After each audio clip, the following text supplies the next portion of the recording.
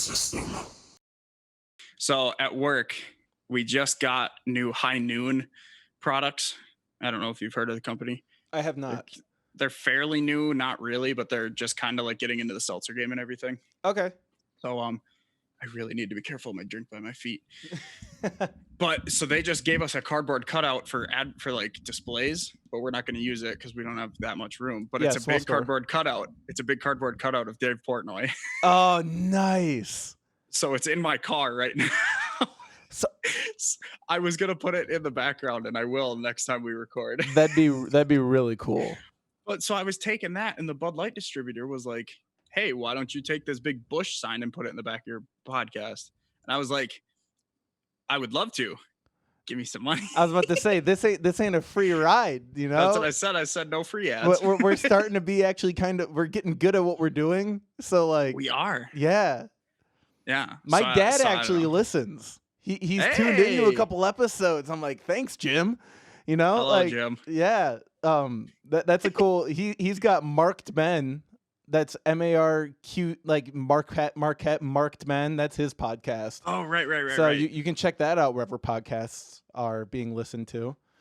Yeah, I listen to my podcast on Downcast right now. Okay. Because I listen to Wrestling Observer. So like you have to have a paid subscription, and not a lot of apps let you use like a login to get into that thing. So Downcast, I paid like $2 for it, but I have every podcast, like our podcaster is on there too. Like I looked us up. Oh, that's cool. Like, Anchor doesn't even say we're on there, but we are. But nice. Anyway, speaking of, yeah, welcome to the most mustier sports podcast of in history. Welcome to First Round KO. Jeez, dude, it's been such a crazy week. I am KO, aka Howard. I'm your host, KO, aka Howard J. Dingers, and I'm joined as always by Handsome McElvain. How you doing, man? I could tell you're flustered. I'm fried. Okay, quick recap of the last. What's your definition of fried? Quick recap of the last 7 days. I went on a family vacation last week, so I drove home Wednesday. That's 3 hours up north. Then we drove on Thursday, an hour and a half or 2 hours even further north to Conover, which is basically the UP. We camped there, which camping is fun, but I did a lot of drinking, and there was not I didn't fit in any of the beds in the camper. There we go. So sleeping was not great, but still, it was a very drinking relaxing. Help? The drinking did help. Okay, good. And I had my melatonin like I always do. But so that was, we camped from Thursday until we left Sunday afternoon. So I left Sunday night, which for anyone looking at a calendar, Sunday was July 5th. Driving south on July 5th, 0 out of 10 would not recommend. Yeah, everyone's coming back from their cabins. Everybody's hungover, so you get like all of the angry driving. And yeah, I can imagine that's pretty bad. It's usually a 3-hour drive on the dot from Tomahawk to Whitewater. Let me guess. 5 hours. Oh God, almost, because there were 3 accidents on the way. Oh, I knew about them ahead of time because some family members called me and told me, so I got to, maneuver my way through different cities and around them. But it still took like 3 hours 45 minutes, but it would have took probably 4.5 or 5 if I would have drove through because like even on 90. Like after Madison, it was a full stop in 4 lanes. Wow. Was that like a major collision or? I must have been like a rollover fire explosion. Well, it's because Wisconsin bloody loves their fucking construction. Jesus. Yeah, that doesn't happen. Anyway, have you ever been on an interstate with no construction in the state of Wisconsin? No, there's always something going on. So I drive back Sunday night. I watched Hamilton on Sunday night. It's amazing. Okay. Have you seen it live? No. Okay, here's what I'll tell you. I've seen it live, and I'm glad you brought this up because I didn't think we were actually going to talk about it. Can we get back to that? Yes, Can I finish my story and we'll loop back to Hamilton? I promise. Sure. I do want to talk about this. So watch that. I stayed up late Sunday night, which I definitely shouldn't have. Monday I worked from noon to 9. Nothing terrible. It was a pretty slow shift. Whatever. Tuesday was my upkeep day at home. I did laundry. I had to go grocery shopping. It was all that, it wasn't really a relaxing day off. Wednesday, I had to drive back to Tomahawk because my mom wanted to do family pictures. And God love her, But I had just been, it was just, so I drove in the morning. Morning, afternoon. I got there. We did the pictures. It was hot. It was sweaty. It was buggy. It was not great. And family drama. Won't get into it. So then I drove back. I got back into Whitewater at 11 o'clock that night, 6 hours driving Oh, that day. I worked 7 hours yesterday and now 6 hours today. But today was by myself on a Friday. And I swear I did not leave the back of the register until I closed the door. Oh my God, I am just exhausted. you work in a liquor store in Wisconsin. I don't know what else you're expecting. Exactly. Normally we have two people on Fridays. It was just me. Maybe they're like social distancing. Wink, wink. Wink, wink. No, everyone else is on vacation. Yeah, Which, fair enough. I took one last week and I'm going again next week, but whatever. yeah, So yeah, that was my week. Now let's talk about Hamilton. yeah. Hamilton. Okay, so you haven't seen it live. I have not seen it live, but I've listened countless times to it, but I have not experienced the live. I've never been to like a Broadway show or anything like that. Okay, first off, that's gonna change when all this is said and done. I'm taking you to a Broadway show. Yes. But I have to say, so I have a background in musical theater. So I'm biased a little bit when I talk about this. Like I'm a little bit more harsh. I have a background in theater. Unfortunately, musicals were done in the winter when I was playing basketball. See, I actually quit Okay, son of a former NBA player, I quit basketball my senior year to pursue the musical. Now so did Tom, actually. Yeah, exactly. So there, it was a big thing. So, but anyway, Hamilton. I don't know if you've been seeing anything, but it's been getting some flack online. Has it really? Yeah, and I agree. The performance I saw was a touring cast, none of which were the originals, which was, in my opinion, I thought that cast was better than the original.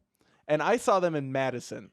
I've never heard another cast do anything. Like, I've only heard the original cast. I can't imagine that. I really can't. Once I hear it, like covers of songs, unless it's a band that I particularly enjoy or something, like anything like that, a lot of things need to be original for me. Here's what I'll tell you.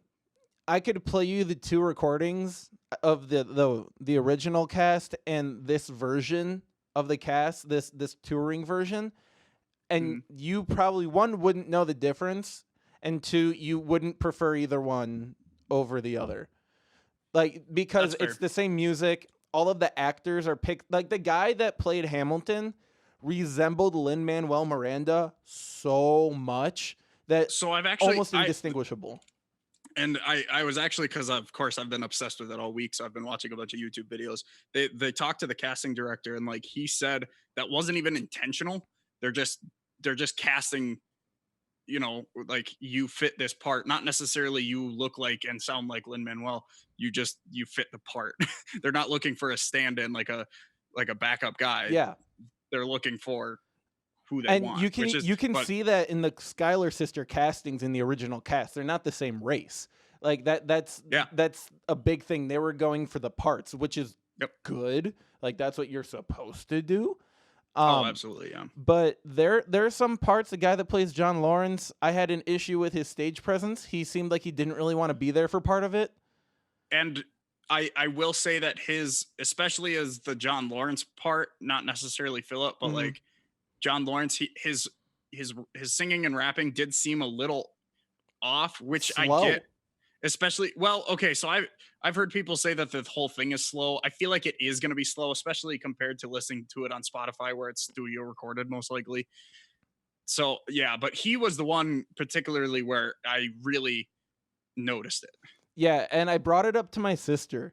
Like I watched it on the day it came. Like I watched it on the 3rd when it came out. So I would have if I wasn't camping. Yeah, I texted my sister. I was like, Kaylee, I'm telling you, the guy that's playing John Lawrence looks like he doesn't want to be there and he's lazy. And something else that was also kind of funny, which people don't understand about projecting your voice in musical theater. I don't know if you noticed when the king was singing, how there was like a fountain of moisture coming out of his mouth. He's a spitter. Yeah, well, that's extremely common in musical theater, and you normally don't have a camera that's panning really up close to your face. Yeah. So there are things like that. Also, from people I've been seeing post about it, and have seen live shows with different casts, this group of the Schuyler sisters isn't necessarily the favorite either. And Really? yeah, and allegedly they recorded multiple shows. So yeah, so for this release, it was two different shows to get different angles into, just in case anything happened. And for the close-up shots, it was a separate performance without an audience, basically, with just dubbed. They just put in the same. They probably pulled one audio for like each song was probably the full audio from one of the shows. Um, but yeah, they did a lot of the close-ups with no audience. Yeah, and here's my thing. If they're going to go that far into editing it, and they're going to go that deep into constructing what they want it to look like, they could have done a lot better. In my opinion, and keep in mind, this is my field. Like, I did musical theater in high Which yeah, school. I mean, video editing, directing, producing film is something I want to get into. Like, yeah. so I am one of the biggest critics of what they're doing onto a minuscule level. But they're just missed opportunities. They could have done it a lot better. Um, and if they're gonna do like the King George stuff, be like, hey, don't spit so much this time. You No, know, I loved it. See, I I do loved too. it. It shows his emphasis, but you have to think about the main crowd. I don't know if everybody in the mass audience loves that. I don't think. I think if anything, I don't think. I mean, I guess maybe I haven't seen anything online from it. Um, but I don't know. To me that just adds to it so much, and it's not even just him. It's just the character. It just he's so passionate about it. Yeah. Well, I also really really the other enjoyed it. versions of King George and what he actually does in other performances. Um the like when he goes like all together now, and that in the first one, his first version of the song he sings. Everybody. Yeah, he goes everybody, and a lot of people didn't like that, and I know that's a nitpicky thing. But also, so I was talking to my mom about it because my whole family is Hamilton nuts. My Good. mom's seen it a couple times with different casts, so she has a really good perspective on it. Okay. And it seems like the character of King George kind of evolved since that, because that's a 6-year-old recording, 5-year-old recording. 2017. Oh, so it's only 3 years, whatever. So like, still, I want to say 17. yeah, the character. Also, quick note, because I know, so he was already the guy who played, struggling on the name, but the guy who played King George in the original one and in the film here, he was actually done with it for a little while, maybe a year. He was already off tour. They brought him back for these two shows and for the recordings so that he could have the shine, because they knew they were going to release this. And luckily, his part is really easy to do. It's his choreography is extraordinarily simple. Like, Yeah. especially for a Broadway star, that's nothing. Yeah. And his vocal parts are very catchy and easy to pick up on. I've actually seen clips of him at a drag club in New York City, and he was down in the basement trying to sing, and he forgot the words, and everybody in the crowd just yelling the words at him, and he's like, that's "Oh, amazing. crap!" So no, it was awesome. But I'm really happy that now we have a visual of it, even though basically the album was basically the musical. Now Yeah. we can watch it. And I'm glad that they did that. I just think it's a year or two overdue. And I think more musicals should be doing this, because that's going to help make Broadway more mainstream. Oh, absolutely. Because like I've always wanted to go see it. I know it's super hard to get and it's super expensive, but I've always wanted to go. Now that I've seen it here, that doesn't make me want to go see it less. It makes me want to go see it even more. It's like going to see, it's like watching an artist perform live at a concert on YouTube. You're like, oh, now I just want to go see them live myself. And that's what the big stigma with Broadway's always been. Well, if we put it online, they're never going to come to the show, which is not Right. true. Like, touring musical artists are the prime example of that. So, and because it's subtly different every time, especially with different actors and different performers. They might change small things. They might have a different style of different things. Yeah, as someone who hasn't seen it and has wanted to see it, this was perfect for me. I didn't even know it was coming until they made the big announcement that it was going to be on Disney Plus, and when they announced the day, I had no idea if they recorded anything. A But lot of like, yeah, people didn't. They didn't. And which is good. Keep originally it. there was a Yeah. leak that came out like a year and a half ago that was like, there's gonna be a Hamilton film. And everyone's like, huh?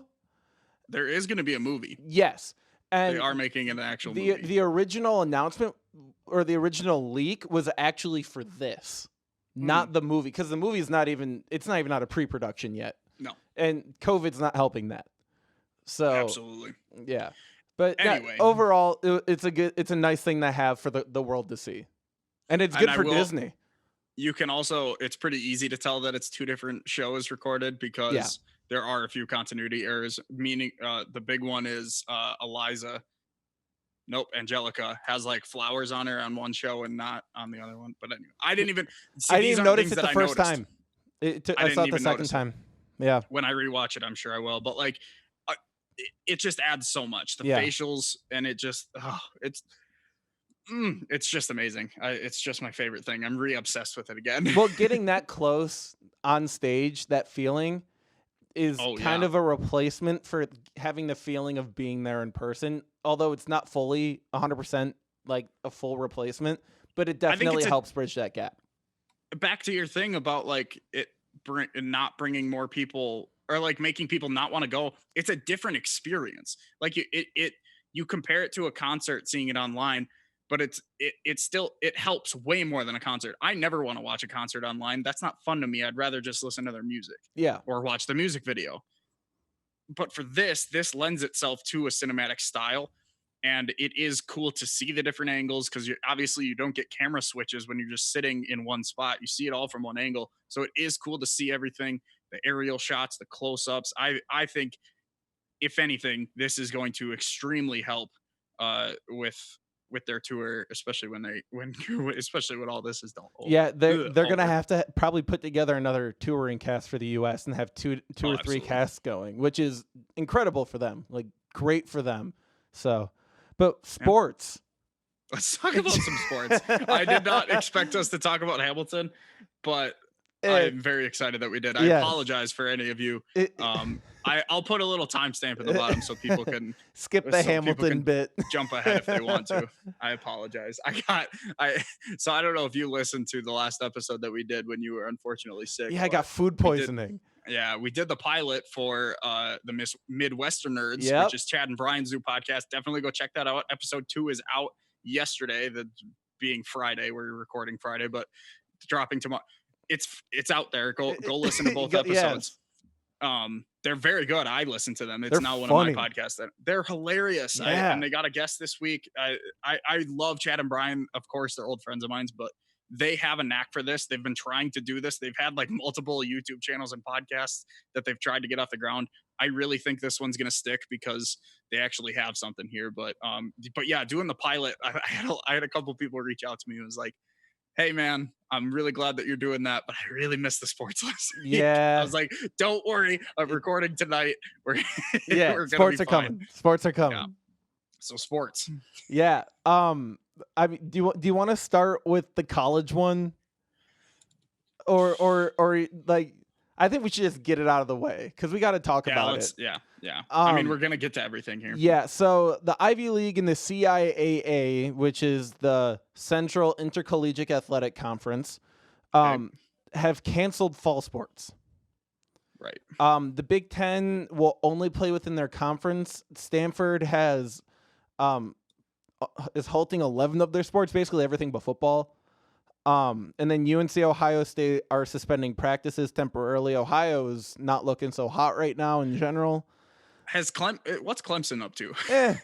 Because I know they have about 30 cases on their team. Yeah. The SEC, the Big 10, and the Big 12 aren't going to cancel their football seasons until the 11th hour.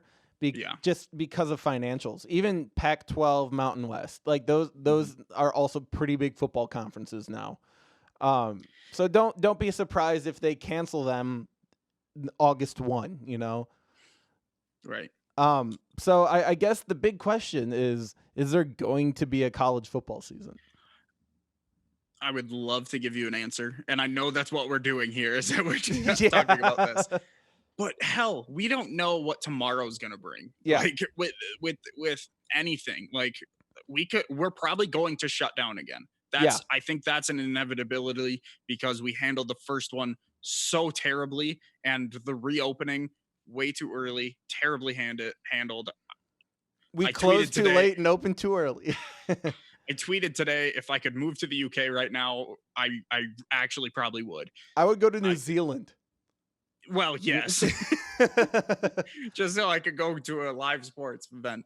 But anyway, it's interesting because in theory, sports should not like wrestling and anything should not be happening right now. It's contact with people, but handled correctly, like with AEW. I'll use AEW and WWE as examples. I know people don't watch them, but AEW handles this very, very well. That you have to be tested and temperature checked and everything before you can enter the arena. Once you do, you get wristbands, whatever, saying that you're free. And you can't once you leave the arena, even if you leave and come right back to go to your car or something, you have to be retested. And so that is perfect. There's still some social distancing questions there. There's still some mask questions there, but like ultimately they're handling this very well. WWE for the longest time, they didn't run their first COVID test until about 2 or 3 weeks ago. Oh, In which, and you want to know what? They got about we don't know the exact number, and we'll never know. Yeah. But the reported number was anywhere from 10 to 30. And how big is their roster right now at the training center? Huge. Yeah. Especially the amount of people that have been there. And we know about 4 people confirmed because they were like not in-ring talent. They were like someone married to someone in AEW actually, which caused a whole thing. But like so there's ways to handle this correctly. Like the NBA, I think, is going to be once everyone's there and everyone's healthy and once everyone's in that bubble, I think that should work. MLB, I'm worried about because they're still traveling. They're still trying to go to their home fields. It's going to be interesting if people are going to be able to stay at home, stay with their family. We'll get to that too. We'll get to that. Right. I'm just going through it like football. I don't understand football.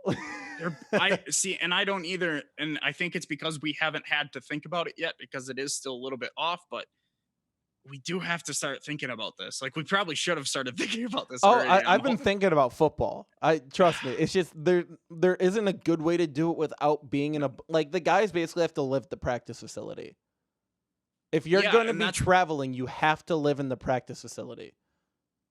Yeah, and I don't know if places are ready to do that, and I don't know if they can be. I don't know what the option is there because.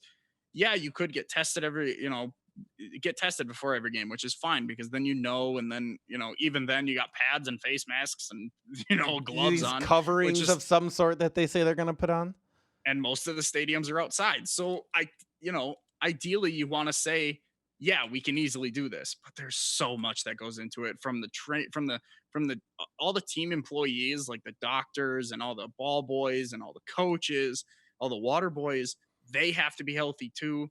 Like in the UFC, if like one of the cornermen is test positive, that fighter is gone. Yeah. Just because of the cornerman. Like there's a lot that goes into this.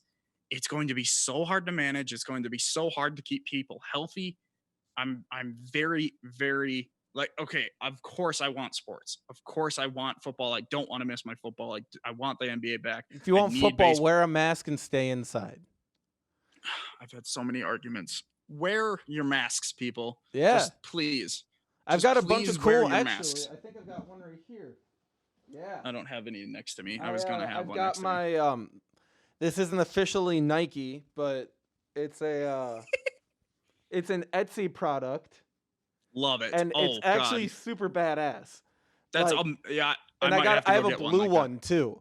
So I have ones for any outfit because here at Whitewater they're going to be required indoors and outdoors. At school for school? Yep. Yeah, you're basically, if you're not in your dorm room, you're wearing one. So, which I don't have a problem with. I just have a problem with how they're I don't planning on either. enforcing it. I don't have a problem. I have a problem with the fact that they're making us go to classes. Which Anyway, that probably won't even happen at this rate. So, yeah, but actually back to that's a good point you bring up, classes. I have like, I just don't see how college football in their right minds can make players play football if they don't have kids in classes. How is that safe? Like, how man. can I you didn't even. legitimize that? Is that Because is that a what's your reason for playing football at that point? is that? Do you think the decision for that is different based on like that's like the U? Let's take Whitewater for example. Okay.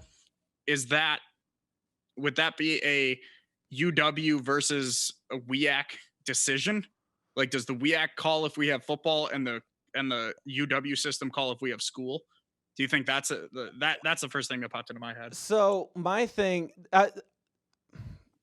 well, so the WEAC decides if what the conference is looking like, and if the conference wants to only play conference games, which is probably what is going to happen for us too, if we play any football at all, then the WEAC decides that.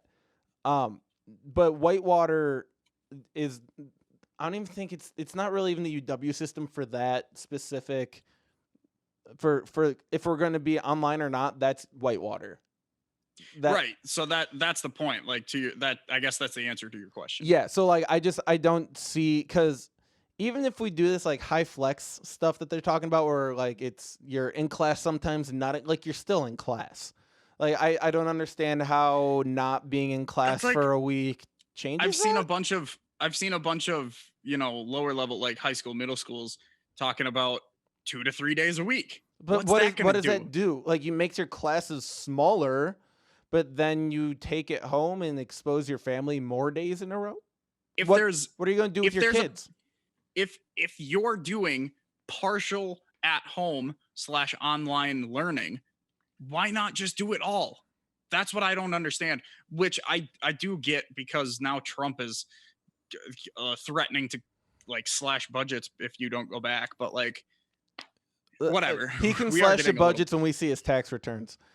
So, and that's another concern, is like if these college football players go out and they play a game and they play against someone who somehow snuck through the test, and now they bring it into the actual school and into the classroom like that.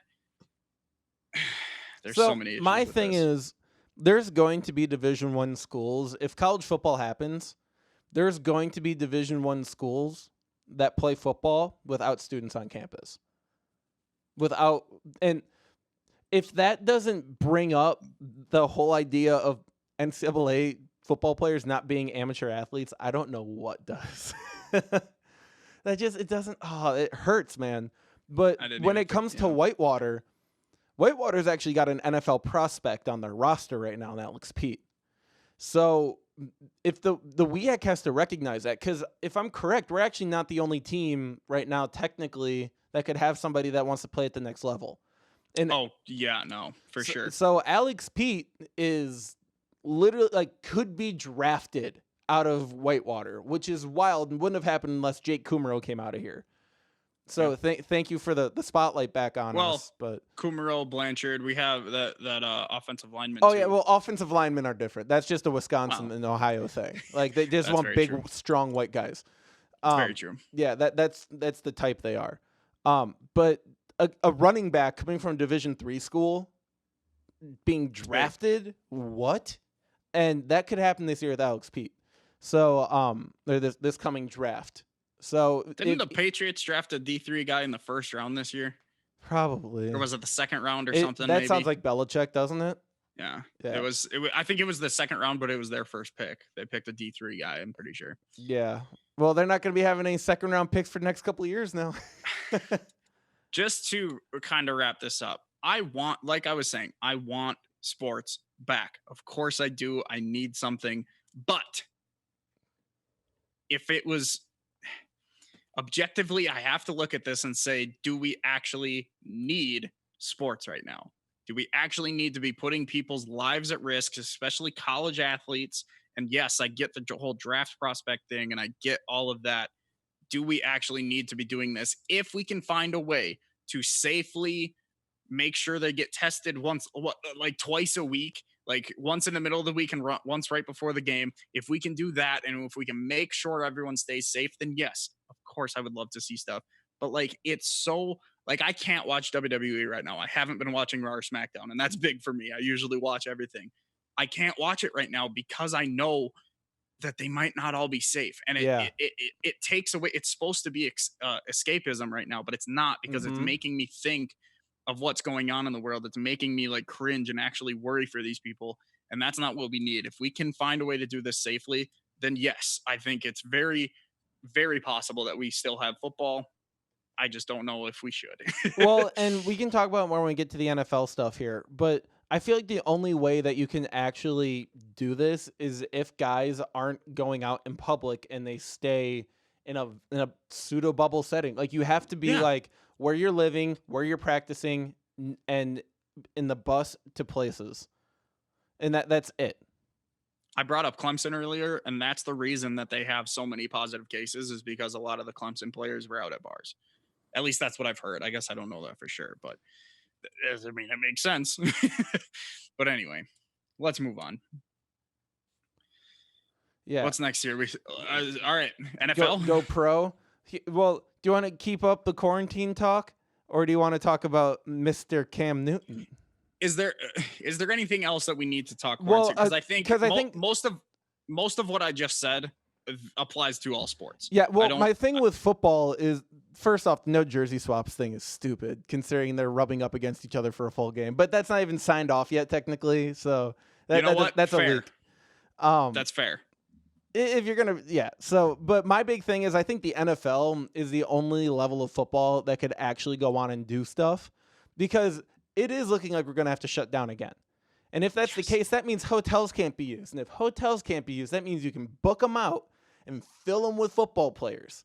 Now, something that the NBA bubble didn't do, which I really think they had a missed opportunity in, is one of the biggest complaints was, I'm not gonna be able to see my family for 6 weeks. Here's the thing.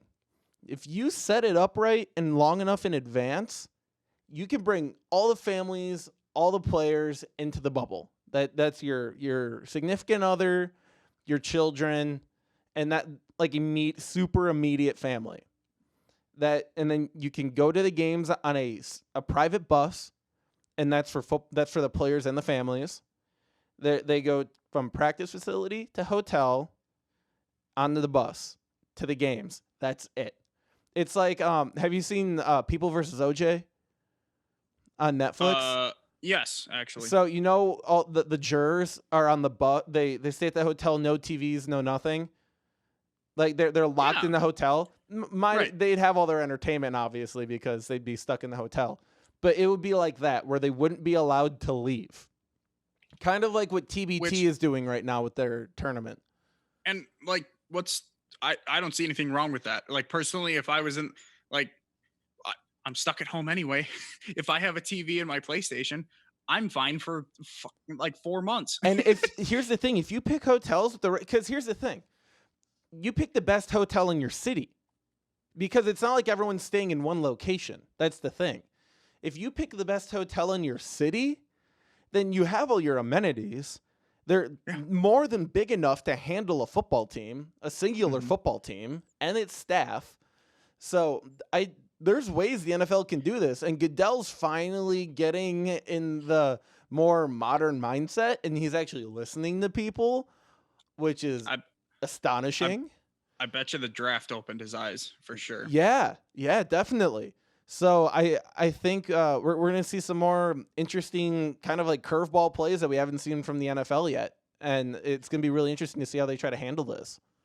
Um, I am interested with the no preseason thing, Finally, because okay, yes and no. I've been an advocate of, I don't like the preseason. God, as a Packer fan, like fucking hey, Jordy I Nelson. would say we see Jordan Love, but yeah, Yeah, the Jordy which, Nelson thing, yeah. and I've been to a preseason game. They're actually quite fun to go to. I got to see Matt Blanchard, or UW alumni play at Lambeau Field in a Packers uniform. Like that stuff is kind of cool. But there are the injury. I think there should be, realistically, let's out of COVID, there should be 2 preseason games. Yeah, I that's think it. there should Two. be a home and away game. But I don't like going into the season cold, so I am a little worried about that for this year. But team scrimmage, I don't know.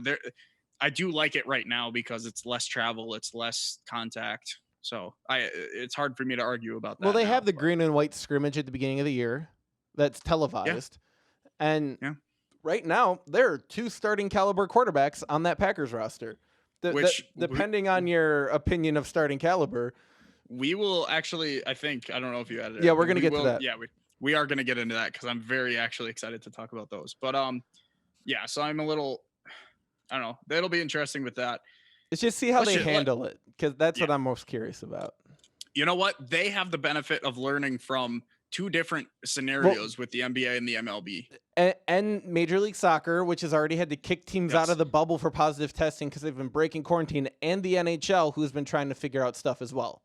The NFL has everything going for it because of what's preceding it. Like they have the opportunity to learn from everyone. And they're on schedule. Like they're the only sports league that's on schedule. Love it. So let's see if Goodell's got just a handout, right? They're giving it to him. Just make the right decision. I'm one of the biggest baseball fans, but once football starts, I'm all football. Yeah. So I'm excited to hear that. Yeah. All right, let's talk about Cam. Okay. Who was this no-name guy that the Patriots were going to say was starting at quarterback until a week and a half ago? So I don't know if you follow the check down on like Twitter or on Instagram or anything, but they ran simulations, of course, because they're a big Madden thing. They ran simulations with Cam. So they ran one with they actually bumped up his rating to what it was at the beginning of the year, because now it's like at a 78 or something like that. I think they bumped him up to an 85, which he is. Let's be real. Exactly. There was the injury. And, yeah. So they bumped him up to an 85. I believe the Patriots in their simulation went 6-11 and missed the playoffs. Well, there's not really any belly. Like, he's got Julian Edelman. Fair. They also, Madden very extremely underranks the Patriots defense in that game. But that's a whole nother thing. Then they bumped him up to 88. And they did it again, and they made it in as a wild card team at like 11-6, I think. But the Bills won the division at 12-4. Josh Allen won the MVP, and then they lost to the. Yeah. It was whatever. I might have to do a couple of simulations here now, dude. It's actually interesting. But anyway, I kind of said my piece last week. But if people didn't listen to the Midwesterners thing, because we did touch on this last week, I don't know if anyone can change their playbook in a year and make it fit Cam Newton, Bill Belichick. Like completely change. It's Belichick. Yeah. If anyone can change from Brady to Cam Newton in 1 year, it's Belichick, and he can make it work. But Cam Newton does have accuracy issues. He has injury issues. I say he's going to have to be a bit more of a pocket quarterback now. We might still see Jared Stidham at some point. Oh, that's his name. Yeah. I'm pretty sure that's his name. I might have even said that wrong. But I think Cam Newton is still a starting level quarterback. In my opinion, I think he still is. I'm glad he's getting this opportunity. I think it's a great opportunity for him. But, and I'm going to pose this question to you because Chad posed it to me last week, and it actually made me think quite hard. Do you think Cam Newton and the Patriots have a better shot at succeeding than Tom Brady and the Buccaneers? No. Hell no. Hell no. Let me give you my argument, and then I'll pass it on, and you can talk about everything. Okay. I actually said yes. I actually think Cam Newton has a better shot with the Patriots, and here's why. It's the division. Because I believe the Buccaneers are at best. They are at best the third best team in that division, in my opinion. Maybe that you could make the argument that they're the second best, but the Saints are so far. I think the Saints are so far better than them. When you look at, Buffalo's getting better, but Miami's still pretty low, and holy crap, who else is in their division? The Jets are still pretty low too. Yeah. Cam Newton and them, like they can figure something out late, a lot like the Patriots normally do. They could figure something out. They could still hit that wild card, or they could win the division still. Who knows? I But Josh Allen's going to win MVP. That's going to be really hard to do. But they could still make the like. I worry about Tampa Bay because of the competition that they have to face. 6 times a year? Okay, so here's what I'll tell you. I view Tom Brady in Tampa right now as what LeBron did in the second stint with Cleveland, where he's got older names around him. He's got young people around him. Hold up, wait. I know. Listen. LeBron had older names around him, and they didn't expect them to do well, and they got to the conference finals, and they end up winning a championship in Cleveland. He had Kyrie. That's about it. Now I don't like that comparison. Okay, well, Tom Brady is like the LeBron of football. He's going to go to a team, and he's going to automatically make them better. I'm telling you, Belichick is a good coach. I am not going to take that away from him. He's like the best coach probably in modern football right now, at least. If you want to, he's not more than that, He's at least top 3 all time. Exactly. I think we can confidently say that. But here's the thing. His confidence had to have grown in some capacity with Tom Brady as his quarterback for 2 decades. I feel like Tom Brady played a very big part of his confidence. And I think Tom Brady is going to bring that to a Tampa Bay system that seems pretty ready to go, even in that tough division. They have some really good pieces with one of the smartest, not just the best quarterback of all time. He really is the best, but his brains, the way he can make a team work. He's got all of these pieces. It's like what he's doing right now is he's playing Ultimate Team, and he's got guys that fit his profile perfectly for his catching. They're ready to catch that ball out of his hand. He's got Gronk. That's like, watch, Antonio Brown's going to show up down there too. That he wants it. There's no way. I know there's no way, but watch, it's going to happen. So there's absolutely no way because he's not getting nearly enough targets that he wants. There's no way. That's fair. There's no way. Listen, first of all, I attribute all the brain things that you just tried to give to Tom Belichick. Brady. I attribute that all to Belichick. Okay. But if you want to give Brady that, that's fine. Tampa Bay, I've said all these stats before. Their defense was horrid last year. That's going to be their downfall. It was a fantasy football fact that if a wide receiver was playing against Tampa last year, you started them. Yeah. Their offensive line was ranked 22 last week, where the Patriots were ranked number 5. Brady is not good under pressure. And they are a deep ball team. Now, Bruce Arians probably will change that, but Godwin's a possessor. Godwin's a possession guy. I think Godwin will be fine. I want to see what Mike Evans is going to do. I don't know if they're going to keep OJ Howard. I don't even know who their third receiver would be because they let go of Perriman. I don't even know, but they might still have Humphreys. Either way, Evans is a deep ball guy. Brady doesn't have a good deep ball anymore. I struggle, and they don't have a good running back. Brady's always succeeded with a strong running game, and I haven't seen that out of Bruce Arians, especially with what he's been given in Ronald Jones. He's been a pass catcher, which that'll work with Brady, but they still need a solid run game. There's so many things that work against this. Brady's getting older. We all know that. And yes, it's been a slow decline, but it has been a decline. Yeah. We have seen that Super Bowl against the Falcons. He looked terrible for 3 quarters. He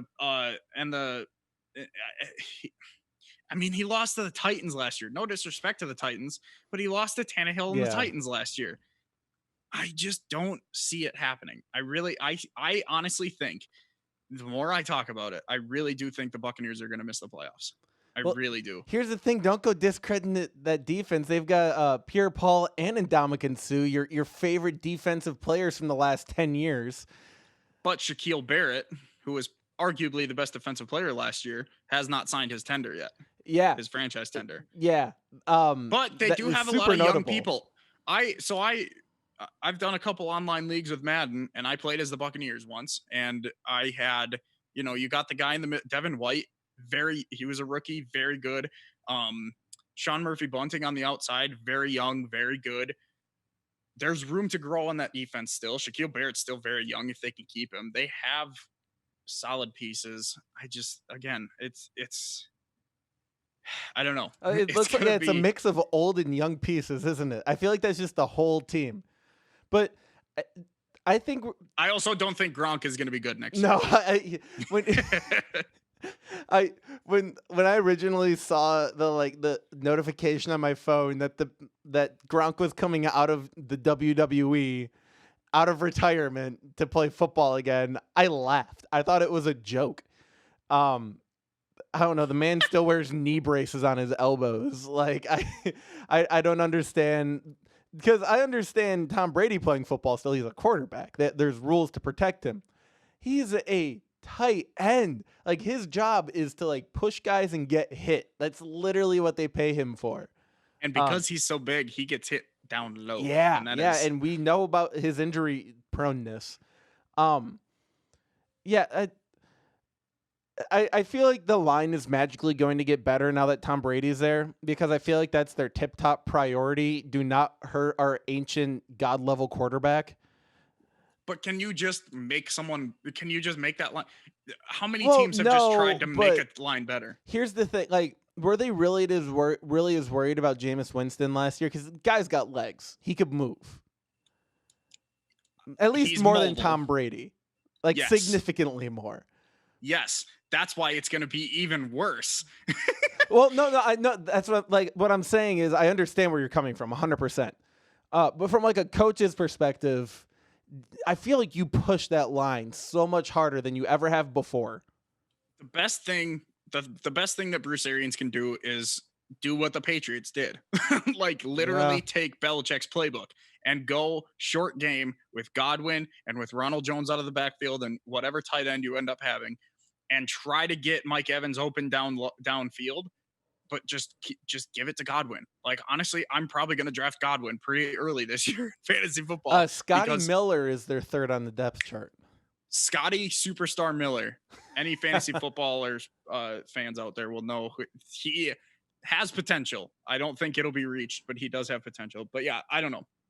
I still think Cam, again, the Patriots don't have, listen, the Patriots have Edelman and they have N'Keal Harry, who I think is very good. I don't think he reaches, I mean, obviously no one really reaches their potential their rookie year. I think N'Keal Harry's going to come into a second year very strong. Their offensive line is still good. They still have a fantastic coaching staff. They still have two really good running backs, and their defense is still fucking phenomenal. I think the Patriots are still at least the second best team in that division, where the Buccaneers are at most the second best team in that division. Well, and I'm going to agree with you in the fact that we saw what the 49ers did with a really amazing defense and a quarterback that was kind of lackluster, in my opinion, in Garoppolo. And they had a phenomenal season because of their rookie-led defense. Let's be real. Bosa was a monster, and Sherman in the back. Just, like the combination of those two is unfair. That's video game like. That's like Chris Paul trade to the Lakers getting declined. That should have happened there. Like, you can't have those two good of a guys on one team. Exactly. So yeah, man, a whole lot of basketball references. Shocker. Listen, I'm looking at the Buccaneers schedule right now. Yeah. Ready for this? Yeah. Saints lost, Panthers lost, Broncos lost, Chargers win, Bears probably win, Packers lost, Raiders win, Giants win, Saints lost, Panthers lost. I mean, they might take one from the Panthers. I think they'll take the first one from the Panthers in week 2 at home. Rams, they can probably win. They're falling apart. Chiefs, they're going to get absolutely destroyed. That'll be a fun game. Vikings, they'll probably lose. Falcons, they'll take one from the Falcons. 15 and 17 is when they play the Falcons? That's weird. That's terrible scheduling. Yeah. I don't know about you, but I heard more losses than wins in there.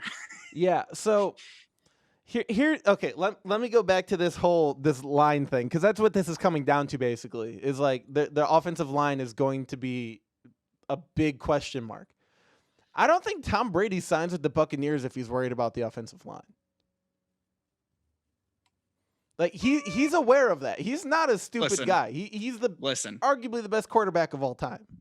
If I'm a quarterback, and yes, Brady, I guarantee Brady did his homework. But if I'm a quarterback and I'm looking at teams and Tampa Bay is calling me and they're offering me that 2-year, $50 million contract. I think it's a 1+1. Like he gets an option on the second year. Oh, which is what he does every year. Yeah. Yeah. If I'm and then I go and I'm who's on Tampa Bay again? Oh, Mike Evans and Chris Godwin. Sign me up. I don't care about the rest of the team. But I agree. In his ripe old age, he's not stupid. His management is smart. It honestly shocked me that he went there because I thought he was going to LA. I thought the Chargers bolstered their offensive line because they thought they were getting Brady. And that sounds like it was an 11th hour decision that they weren't getting him. I would have went to LA. I would have went to the Chargers. I would have went to Vegas. There were two good options out west for him. Yeah. I would have went to either of them. I'm glad he didn't go to Vegas because I think that would have kind of shifted the momentum away from how cool it is now that there's finally a professional football team in Vegas. And it would have been, look, Tom Brady's in a Raiders uniform. That doesn't make any sense. Yeah. So I want to say that the Patriots are going to have a better season, but I'm aware of how good amazing quarterbacks can be. Final argument. Let's remember how good Cam Newton can be. Yeah. And if he's healthy, man, AFC North has got to watch out. That's going to be wild. AFC East, excuse me. Yeah, that's going to be wild. That's going to be insane. But you never know. Josh Allen, he could win the MVP. Hey, man. Hey, the Buffalo Bills were figuring something out last year. They almost won the division. Yeah, don't they have the smallest salary too? Like they're one of the lowest paying teams in sports. They have they have a very good defense with a lot of young players. Yeah. They have a franchise quarterback and running back. Oh my God, they just got Stephon Diggs. Yep. Bills are probably. I can't wait to get a predictions for that. That's a pretty good. Those are good hands to have on the outside in Diggs. He did some damage in purple. I would like to remind people that I exactly predicted the Packers would go 13-3 last year. And most of my other predictions were very spot on. So, well, then what do you think the Packers are going to do this year? I think that's a good transition point. Okay, I do extensive research, so I'm not going to make an official prediction right now. But I like the Packers this year. I do. The defense is very talented, and I think we may be missing a few people in the middle. But we're not going to go 13-3 again. That we did kind of stumble into that, but we were winning games. And Aaron Rodgers, I think this is going to be the second year with LaFleur. I think it's going to be really good for them to have a year under their belt. With the rest of this offense, they're going to find something. And A.J. Dillon, holy crap. The more research I do on that guy, the more I'm falling in love with him. We should trade. I'm sorry, I love you, but trade Jamal Williams right now and try to get something with him before his contract expires. Go A.J. Dillon and Aaron Jones. Oh my God. I really, and Jay Sternberger, I think, is really going to step up as tight end. And we drafted a dude. I like our talent a lot. The rest of the division, I think, didn't really improve that much. If any, the Bears may have a slightly better quarterback. I'm not worried about them. Me either. As a Jacksonville fan, not worried about. Not worried about them. The Vikings lost Diggs and got Justin Jefferson, I think. Not too worried with Cousins still throwing the ball. Yeah. I think the Packers win the division again. If I had to make a quick decision, I'd say 11-4. I was about to say I think they're going 11-4. Or no, well, 11-5. 11. Yeah, I would say 11 wins. Yeah. So here's my thing. I've said it before. I think Aaron Rodgers, they had an opportunity to get rid of him. And I know that's not a popular decision, and it's honestly probably not the right move with the way NFL is handled. Especially because we have Jordan Love now, he can mentor Jordan. Exactly. And the difference between Aaron Rodgers and Brett Favre is Aaron Rodgers isn't an asshole. We have to remember this. Brett Favre is a dick. Yes, major. someone I used to work with is from Mississippi, not necessarily Kiln, but from like a very small, like she knew Brett Favre. Someone I knew, like she talked to him at his draft party. She was there, and she can confirm. I've Hockey heard asshole. multiple stories that he is just an absolute dick. Yeah. God love the man, but he's not the greatest. Yeah, he did some great stuff in the green and gold, but he can keep his mouth shut because he's been saying some stupid stuff recently too, and there's just no place for it in Green Bay. We don't need to hear expected. it. Yeah, exactly. His name's out of the news. His copper fit ads aren't doing as well as he was hoping. No, so here's the thing about Aaron Rodgers. Pat McAfee the other day put up a picture of him in a Bears uniform. Rodgers? Yeah. How did I not see this? So there's this whole, like, Aaron Rodgers came out and said it's not impossible for me to finish my career. I don't know the exact words he said, but he could see, it's not like he sees himself necessarily finishing in Green Bay, but it's possible. I don't expect him to. Yeah, honestly, realistically looking at it, I don't expect. I see after this 4 year, I think we have him for 4 more years, something like that. Yeah, I can if check he that. Still wants to play, and the Packers aren't ready, I'm fully okay. And my mind may change in 4 years, but I'm fully okay with him going to play somewhere else. If we're ready to move on with Jordan Love, and he wants to keep playing, all the respect to it. I followed Brett Favre to the Vikings when I was a very young Packers fan, or when I was a very young football fan. I mean, I was a Vikings fan for 2 years. Don't know what was wrong with me, but I did follow him. Like, it's going to happen. It's part of the league. Tom Brady's on the Buccaneers. So Peyton went to Denver. Here's Aaron Rodgers' current salary breakdown. He's currently on a 4-year, $134 million contract, which seems pretty minuscule to Mr. Mahomes. This $500 million deal, that's insane, which I think he fully deserves. 1,000%. Yeah, if you're winning MVP, Super Bowl MVP, and a Super Bowl in your first 2 seasons, I'm going to sign you to a 10-year extension. They also have 4 years of a very solid running back in Clyde Edwards-Helaire. And I don't think he wants to go anywhere either. And with the new CBA coming in 2 years, I don't think they're going to have an issue spending that type of money, because I think the salary cap might even be close to double what it is right now. All they need to do is keep some talent on the defense, keep Tyreek Hill, and just keep drafting speed guys, and they'll be fine for those 10 years. Nutso. 12 years. I think there's still, well, I think because it's a 10-year extension. Yeah, he's got 2 more years on his rookie deal. Yeah, which is even crazier. But Aaron Rodgers' contract. So this year he is making his base salary. Let's see. He's $21 million onto the cap, and then next year he's $36.3 onto the cap. Then after that, he has an opt-out, or the team has an opt-out. It says potential out in 2022, which, here you go. Here's a big number. That's a 4-year, $125 million. So there's $17 million in dead cap if he leaves. Okay. Here's what I'm thinking. The NFL has kind of similar contract rules to the closest there to is basketball, because baseball is kind of weird with their no salary cap and only luxury tax, which I think is a really good model for professional sports, but favors big cities.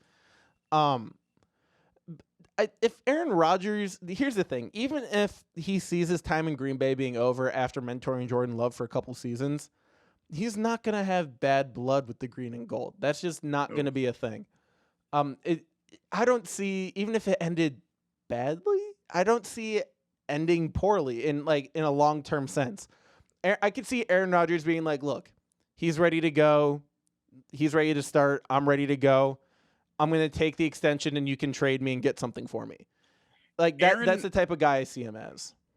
Yeah, I see him as, people say he's not the locker room leader, whatever. He's not a very outspoken guy. He is when he needs to be, but he seems very level-headed. Like he seems very, like you said, I think this would be a very amicable breakup. Yeah, it's going to be very mutual. I think it's going to be very obvious when they're ready. Both parties are going to be ready. Just the other day, Aaron Rodgers was fixing Sam Decker's sink for him. Like the Wisconsin blood runs. So he's a minority owner in the Bucks. He's friends with both Braun and Yelich. Yeah. Not as Like much with longtime Braun. friends. Not with Braun as much anymore. Because Really? because Braun lied to him about the doping stuff. I'm sure But I'm sure they're I still friends. I hope they're still good buddies because Braun's Do you- not going anywhere. God, do you remember that commercial with Rodgers in a Brewers uniform Ugh, where he's throwing pitches? that Oh, was Austin to Lucroy. it's one of my favorites. Yeah, I all miss time. Lucroy. He can come back. We'll sign him to a cheap deal. I know I he agree. wants to be back. He loved it in Milwaukee. I Here's the thing. I also could just see Aaron Rodgers retiring early. He's got his Super Bowl. He's got his You know what? MVP. Would it I said surprise it. you? No, not at all. I said it a couple years ago when there was the very light speculation that he was actually going to leave. I said it before and I'll say it again. He can follow Brady's footsteps, go retire in Florida, play for the Jaguars. I mean, I could see him playing for a team like the Chargers or maybe not the Raiders. I don't know if he fits in with that style, the bad boy style, because the Raiders are always been the bad boys. I just don't see Rodgers he's not that evil, even though it's really evil when you're probably on the other side of the ball. You're like, oh crap, that's Aaron Rodgers. So I get that, but I don't know. I don't really see him being anywhere else or wanting really to be anywhere else, at least not in the near future. I could tell you one spot he probably won't go, and that's Chicago. Washington. Oh well, yes. I thought that was a joke. There's no way he ends up in brown and poo orange. Like that's not happening. No, of course not. I was kind of using that as a segue into Washington and Cleveland in the MLB because I do want to mention this. Yes. There because of everything going on right now, especially with all the social justice stuff happening. The Washington Redskins and the Cleveland Indians are being pressured into changing names, and it sounds like management is all for it. Well, Redskins is already happening. Yes, there will be, and I believe Cleveland announced that there will be no, or was this? They're getting rid of the chief. Yeah. I think there's going to be no sleeve patch. There will be no native representation in either teams because they already changed the logo from their, I think it was like what, Chief Wahoo. Yeah, Chief Wahoo. He's not on this. Yeah, he was actually. So they had Chief Wahoo, and then they put the All-Star Game patch on their sleeve last year. Now it's just the C. Now it's just. Well, there's not going to be anything on their sleeve this year. They're going to be the only MLB team with an empty sleeve. I like that. First of all, and I of course I love this. I think I'm sure I've talked about this on the podcast before. We've probably had this as a topic, but the Redskin, like there's a big joke in a lot of the podcast. I think it's in the barstool world where they call them the R words instead of and it's awful. It's awful. It's terrible. It's like having a team called the Blackskins. Like, just tell me how that's okay. It's a derogatory term, and the Indians the same thing. Like, especially the way that they're depicted. They're not Indians. They're Native Americans. Exactly. Like, do you want to be called the Cleveland Native Americans and actually embrace your history? No, they don't. They want Chief Wahoo. The hell? So I'm very happy that this is happening. That was a big thing that I did in Madden a lot of years is take the Redskins and move them. Yep. And change their name. They're the Houston Oilers. I was like the Brooklyn Beats. That was that's a good one that I moved.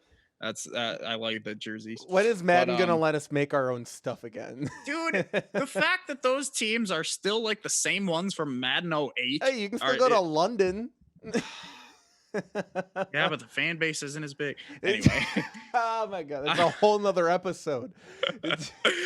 No, so I am very excited. So I see I haven't really read through them, but I do see that you have some ideas that you wanted to discuss. Yeah, well, I keep bringing up Pat McAfee. He's been having really good content recently. He is the best. I may have to just get back into him. He is literally my favorite human being in the world. If I could go work for him, I would. In a heartbeat, I would drop everything and I would Patty go work Mac. for him. Pat, listen to me. I will be your WWE guy. Pat, I am your multimedia extraordinaire. We're a team.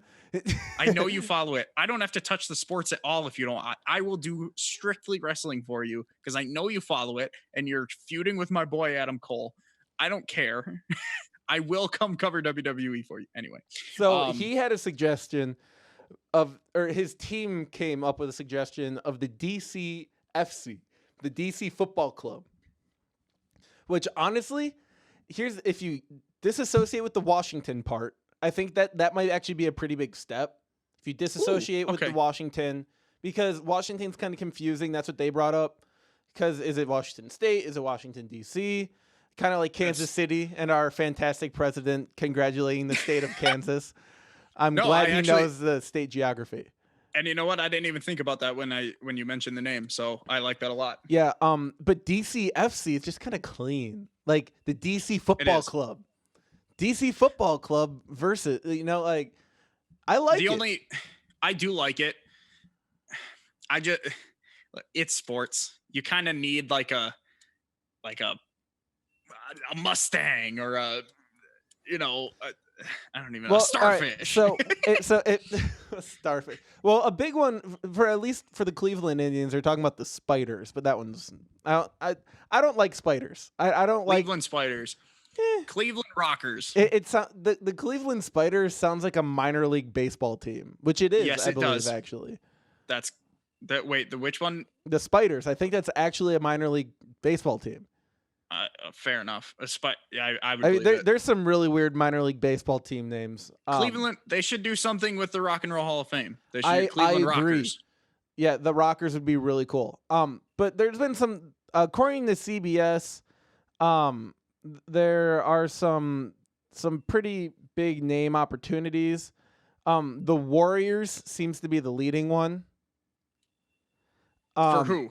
For the Redskins to change their name to the Warriors, and then they're going to go to the Chief, basically to like what the Braves have, because the Braves are honoring the history, and that's the card they'd pull. But then so here's the thing, that Snyder being like, oh, we're not. This is us honoring what we've been so poor to.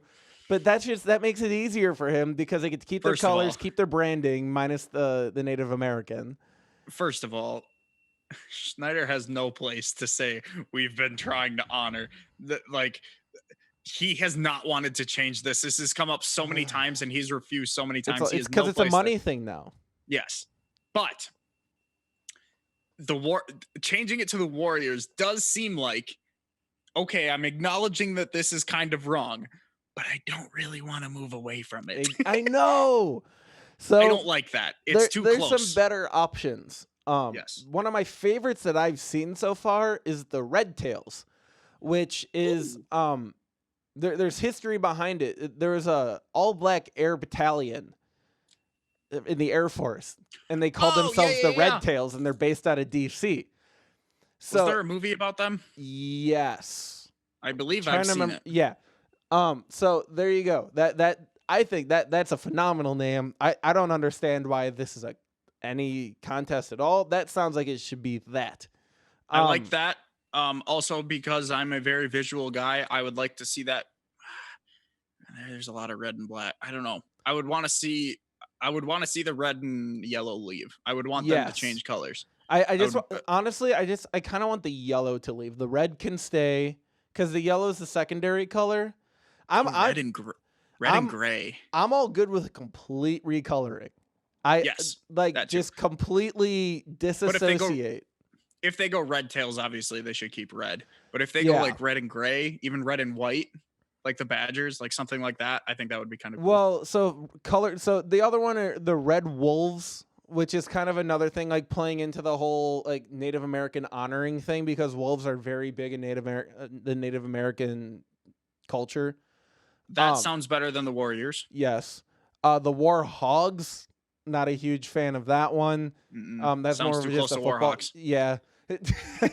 And then the obvious one that I thought they were going to do right away, and then I started hearing some of the other ones, is the Senators.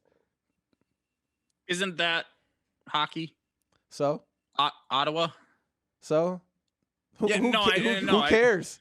I mean, the NHL. There's Cardinals. There's Cardinals, and there's who cares? No, I know. Oh, Giants, New York Football Giants. Yeah. Who cares? I wouldn't mind that. They go to red, white, and blue. They're America's team. You got the Nationals already. Genuinely, they should be red, white, and blue. Now that you say that, I don't know why they aren't.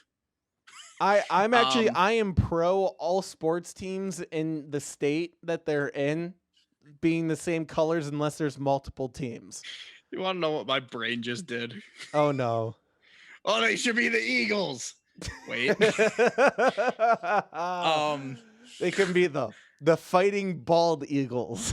the Eagles and the bald Eagles in the same division.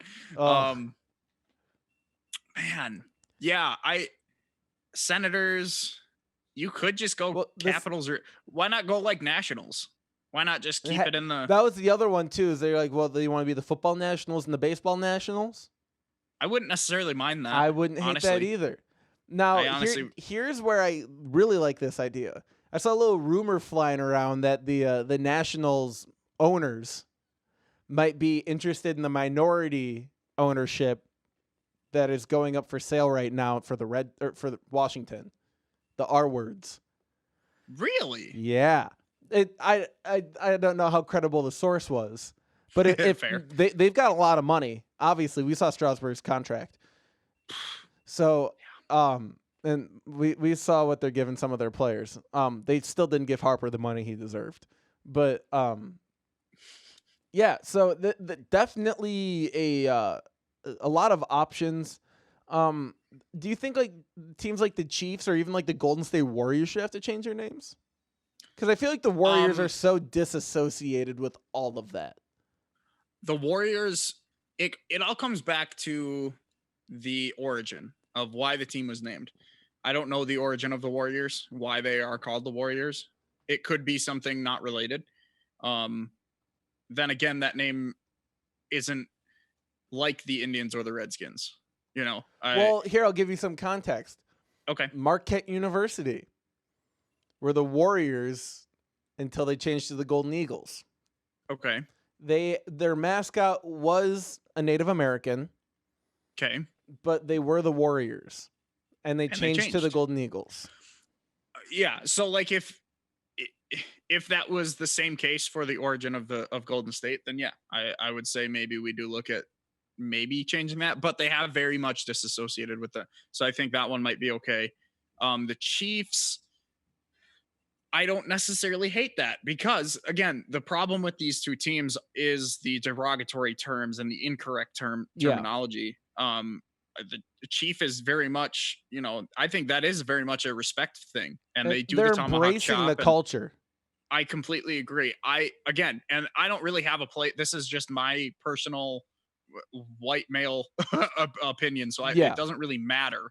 But I would like to hear some native opinions on this, but just in my eyes, that one doesn't seem nearly as bad. The Chiefs and the Warriors. Yeah, and that's just it's something you have to bring up when we're having this conversation. Oh yeah, of course. Especially in what's going on in the world right now with the social justice issues finally being ratified in some way, shape, or form. Obviously, not even close to where it needs to be, but these are stepping stones we have to take as a nation. So I'm. Did you see about the Cardinals owner? No. Cardinals owner Michael Bidwill test positive. Interesting. 3 hours ago from let's see, 4 hours ago, but 3 hours ago, team owner is expected to be released from the hospital this weekend after battling COVID-19. Jeez. Wow. Stay inside, wear your masks if you're going out. Come on, guys. I want football. But yeah, so I know, man. We want football and live music. Put your damn mask on. Please. So that I feel like that's actually a pretty good segue to baseball. Yes. Let's talk baseball. An unfortunate segue. An unfortunate segue, yes. So the 2020 and 2021 the 2021 schedule was actually released last week. Correct. I'm very happy with the way they're trying to do it. Even in 2021, they're already planning ahead in case things aren't going well then. In a way. They're not doing any interleague games that aren't regional. And right. And all the conference games are going to be like you play your conference teams, your opponents, unlike what they're doing right now. Like we're not going to play the Dodgers at all this year, which I'm okay We're with. very much playing. It's MLB East, North, and West. It's Yep. not AL. It's not NL. It's very Which much we're playing. honestly, I think that's what it should be. I'm not like I understand the historical background of the AL and NL, but I from not being a baseball fan first, I think it'd be really cool if it was just one big league and they did a seeding process, like a one oh, through because you're eight. a. I see. Well, there's the. I don't know, because I'm obviously an NFL fan. I was a hardcore NFL fan before anything else. Yeah, So that is very much ingrained in my mind as well. It baffled me when I first started watching basketball and the Lakers and Celtics were playing each other in the regular season like the next year. I was like, "What? What's happening? They just played each other in the finals. This shouldn't be like that should be big news." But like, I don't I like it just because there's the what's the word I'm looking for? it's It's the like it's the battle it's that happens from the two conferences when they come together yes, at the and end of the season. it's special when they play each other. It's Yeah, special every year, that same weekend when the Brewers go to Minnesota and when they come to us. And it's special every once in a while when the Brewers play the White Sox, because there is kind of like yeah, like people, a lot of that fan base is very connected from what I've learned, because we all hate the Cubs. But yes. I like that. Obviously, with right now, less travel is very good, even though we still have to go fucking to Pittsburgh and to St. Louis. But St. and Louis is well, fine. Pittsburgh just sucks. Pittsburgh sucks. I mean, I hate God, I that that's love the Pittsburgh. divisional game for us, but whatever. Yeah.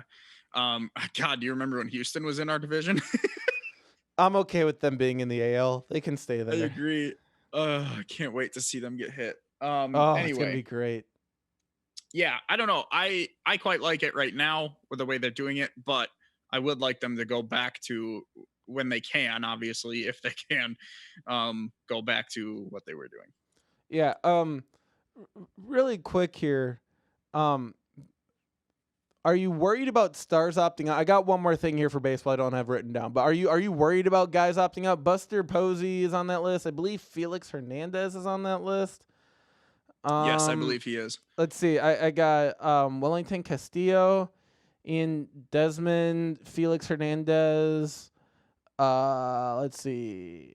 Buster Posey, David Price, Joe Ross, Tyson Ross, And did you see? Ryan Zimmerman. I'm gonna see if I can try to find it. I think it came out yesterday or today, but the numbers were not great. They weren't They had like terrible, 30 some, obviously. wasn't it? Like It was like 36. 1.5%, I think.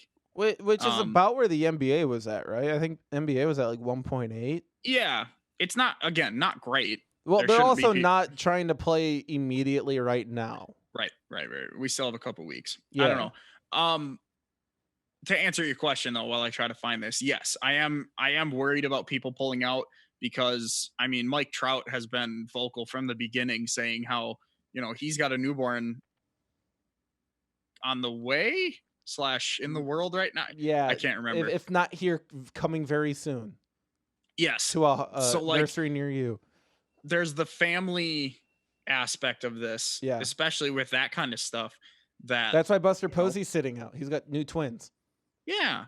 And so like people, I am worried, because especially for someone like the Angels, yes, they have a lot of talent. They just brought in. Oh, now I have to remember names. Who's the third baseman who was just on the Nationals? Oh, That's gonna kill me. I yeah. should know this. But anyway, they have other they actually have one of their best rosters that they've had in a while. But losing Mike Trout is obviously devastating. So He's only the highest paid player in the sport. exactly, It's not like he's worth the anything. he's only the best current player in the sport. But Hot yeah, take. hot takes here on first round. Yes, no, I am, just because it can be devastating for teams to lose big players or even just role players. Like it's going to be a weird season in general. So and I'm playing fantasy this year too. I already lost David Price, or no, who did I don't remember. I had someone, but yeah, it's just weird. It's hard for me to say, but of course it's going to be. I'm worried about these kind of players, especially someone of Mike Trout's stature, of leaving the game, because that might draw a little bit of interest. That might, maybe Angels fans aren't as excited, and they not, might not Oh get no, as you're not much. going to win this year. You still got like one of the best prospects in all of baseball on your team. So, oh man, tough stuff. But Here's my thing. I feel like baseball and football are a significant disadvantage compared to basketball and hockey, even soccer, but they just seem to not be doing it as well as we were hoping they were going to. Because their teams are so big and their staffs are so big. Specifically Absolutely. football, but even baseball. How big are rosters? 35 men, 30 men, like that's a lot of guys. So, and it starts getting questionable. Like, well, if your starting pitcher pitched the day before, do they really need to be in the dugout for the game the next day? So maybe some things like that start getting brought up. But so we know that baseball is going to be a little bit iffy with these big stars popping out. But what do you think about the NL possibly adding the DH? Love it. Absolutely. Listen, I'm a big Brandon Woodruff guy, and I do have that edit of him hitting a home run off of Clayton Kershaw's kid. But I don't know. I like the DH. I do. I think pitchers do not practice hitting, and it is kind of boring to see a pitcher go up there and strike out or ground out when you have someone on second and third when you're down two. Yeah. Like, it's such a bummer, and I hate seeing Orlando Arcia getting walked every other time because there's someone on second, 2 outs, and we want to just get to the pitcher so we can get this out. Zach Davies is up to bat. Listen, I love, Mad Bomb, Brandon Woodruff, like I mentioned. I love these guys that can hit. Yeah. It's so entertaining. Ohtani, even though he he's doesn't a hit while position he player. he doesn't hit while he pitches. Yeah. Well, but I think it adds so much. It takes out a big disadvantage. And it was fun to see some AL hitters hit when they go to NL parks and that kind of stuff. But now they don't have to worry about that. We've seen plenty of pitchers get injured while they're base running, or even in the batting square. So like, I quite like this. I do. It takes out a little bit of the tradition, but I think it adds so much to the game, and it'll add even more excitement. And that's what people are looking for with baseball right now. So now here's my question. I don't know the rule on this for sure. Do you have to use your DH on the pitcher? Ooh, yes. So I believe the DH is then a player. Like when you set your lineup that day. Yeah. Yeah, but couldn't your DH hit for somebody else? No. Like, what if your DH hit for the left fielder? I'm not confident on this. I don't know the letter of the law. Yeah. But I'm pretty sure it's only the pitcher doesn't hit and you have a ninth hitter. Okay. Because you would think all your position guys are going to want to hit anyway. Well, it's because the reason I ask is I saw earlier today when I was getting everything ready for the show, and there was talks about the AL adding a second DH for this season, and I don't know if it's actually got any merit to it. What? But think about that. You might have a guy that only plays a position and doesn't hit, and you have two DHs. How would you feel about that? Because you have to admit, there's some position players that suck at hitting. And I'm a big Orlando Arcia guy because his defense is phenomenal. But man, can that guy do anything but hit. Like Ricky Weeks, another really good Brewers example of a guy that could not hit to save his life. You could give him a whole sack of balls with a whole sack of bats, and he still would find a way to miss them. He swung and missed in the home run derby. Yeah, yeah. Let's never Listen, forget that, please. listen. For those watching on YouTube right now, you saw my reaction when Orlando Arcia was brought up. I am the biggest Orlando Arcia stan that you can find. I absolutely love the man. I want him to be MVP one day. Gotta learn to hit a ball. He struggles at hitting. He has the power, and that's the weird thing. He's a small guy, but he's got the power. They're worried about the contact, and that's only half the sport. Listen, I know I'm not. I'm fully admitting this. For a second DH brings out a lot of opportunities because yes, you have guys like that, and I'm going to bring up a lot of Brewers because I'm more familiar with the roster. You have guys like Keon Broxton, who does have a lot of pop and who can get on a hot streak, but isn't the greatest at bat. Like we literally sent him down a year or two ago when he was still on the roster. We sent him down because he went in a huge hitting slump. Yep. For him, but his defense is incredible. Yeah. For him to be out on the field and for us to put in, I'd have to pull someone, like Brock Holt instead of him playing second behind, like to put Brock Holt at the plate instead of Keston, or instead of Broxton. Yeah, there you go. I confused myself. But to do that's big because then you can have guys like Arcia and Broxton out there, even if they're slumping, and then you can have someone who might be slumping and maybe take them away from the plate for a few days and then see if they can come back. Yeah, and I had to pull up the Brewers roster because there's some new names on here that I haven't. What?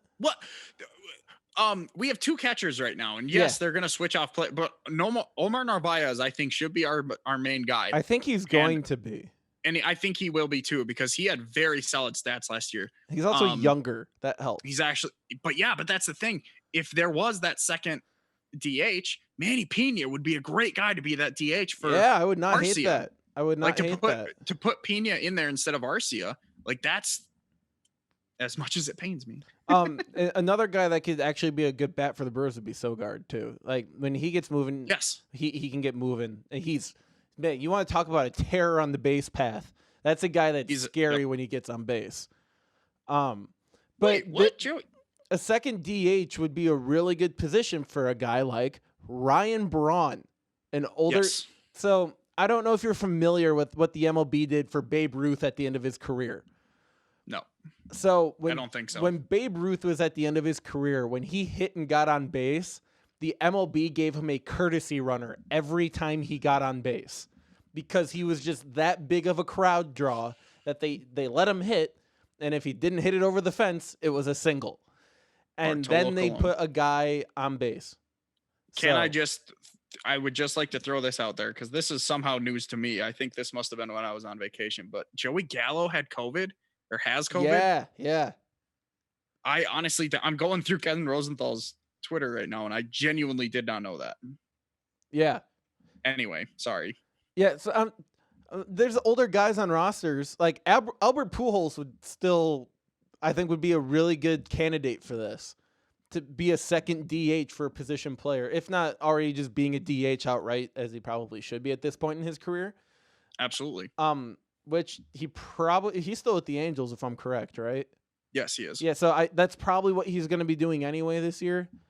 But I don't hate it. If you're talking about trying to make the sport more enjoyable for fans and for our generation that everyone seems to have ADD, I think you have to make it more explosive, and that's the first way to do it besides juicing the balls, which is a whole nother conversation. Yeah, no. I like the idea. I think it would have to. People are gonna hate it at first. I can already see. Just learn to hit.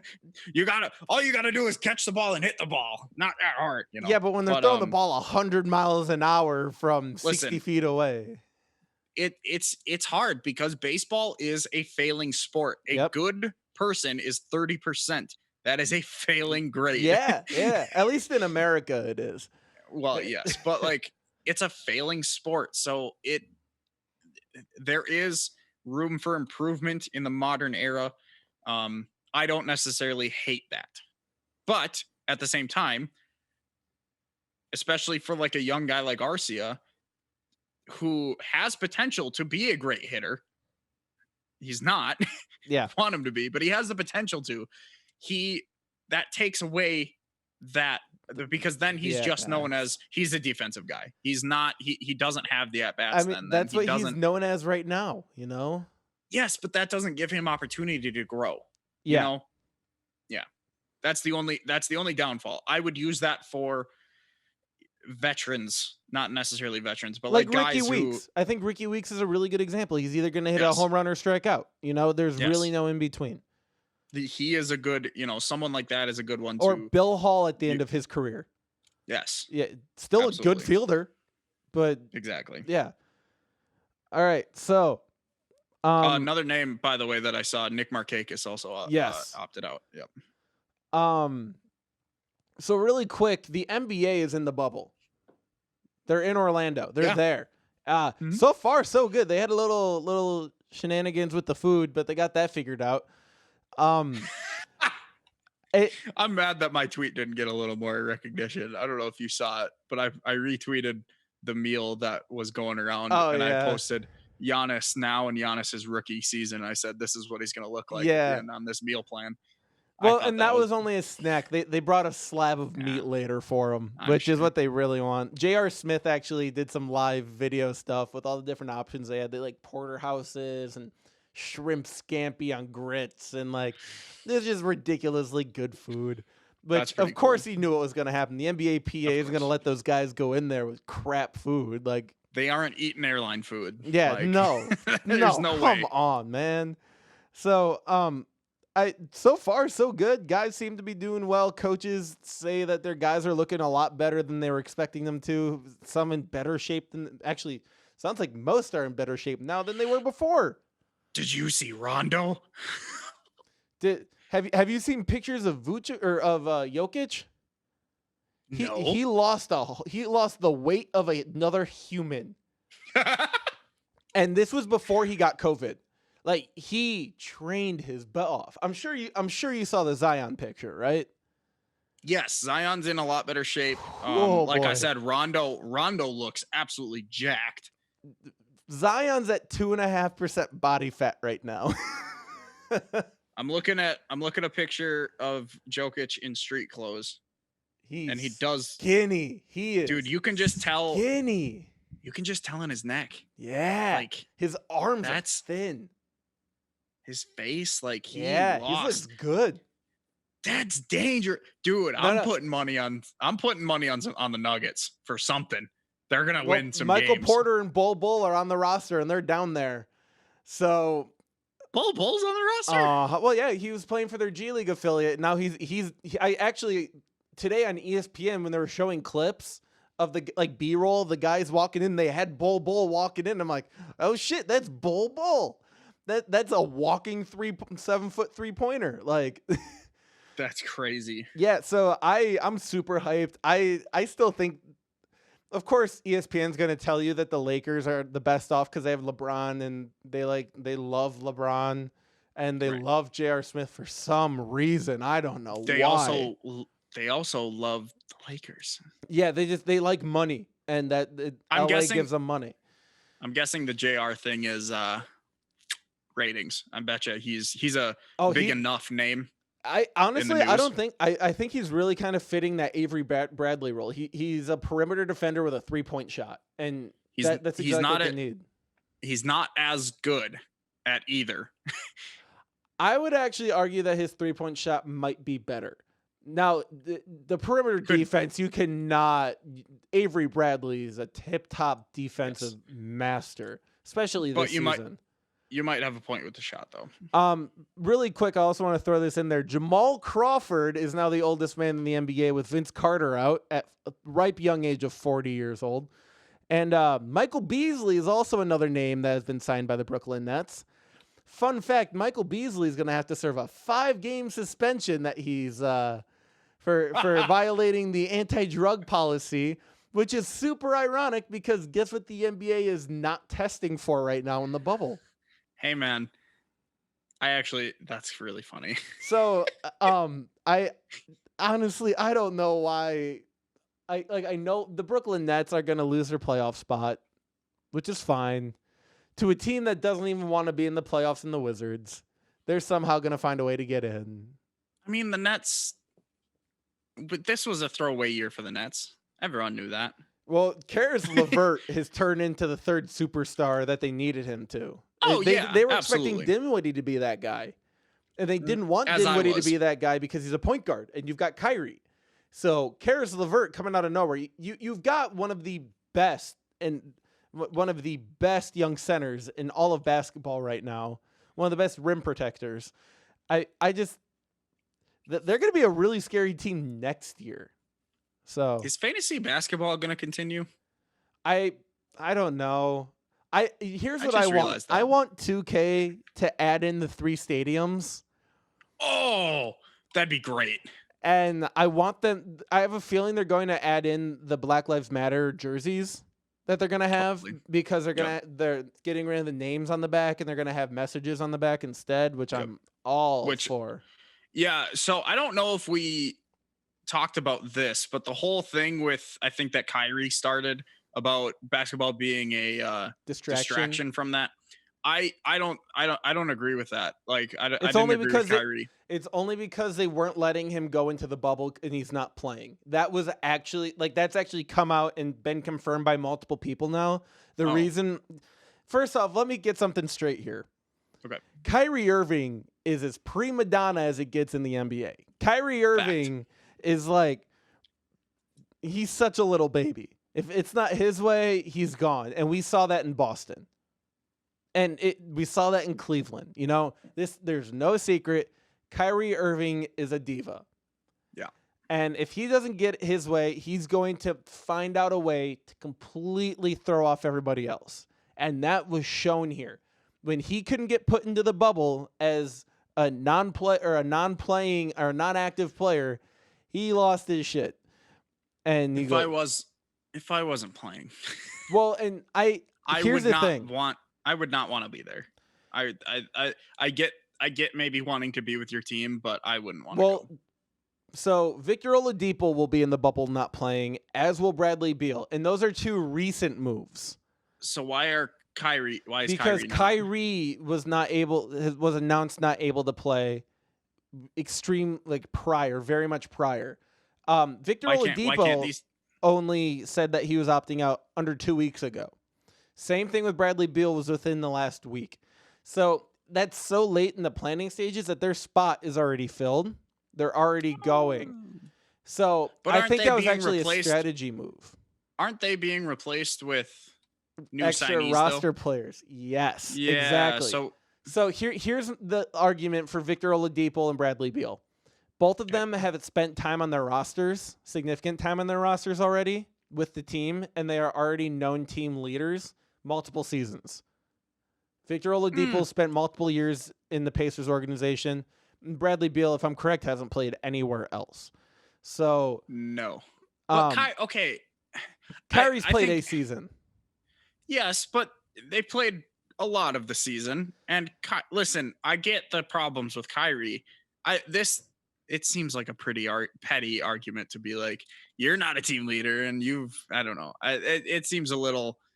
Here's the thing. I can understand why Kyrie's upset. And the thing is, the overall NBA consensus, surprisingly, I don't know how Kyrie is a vice president on the NBA PA.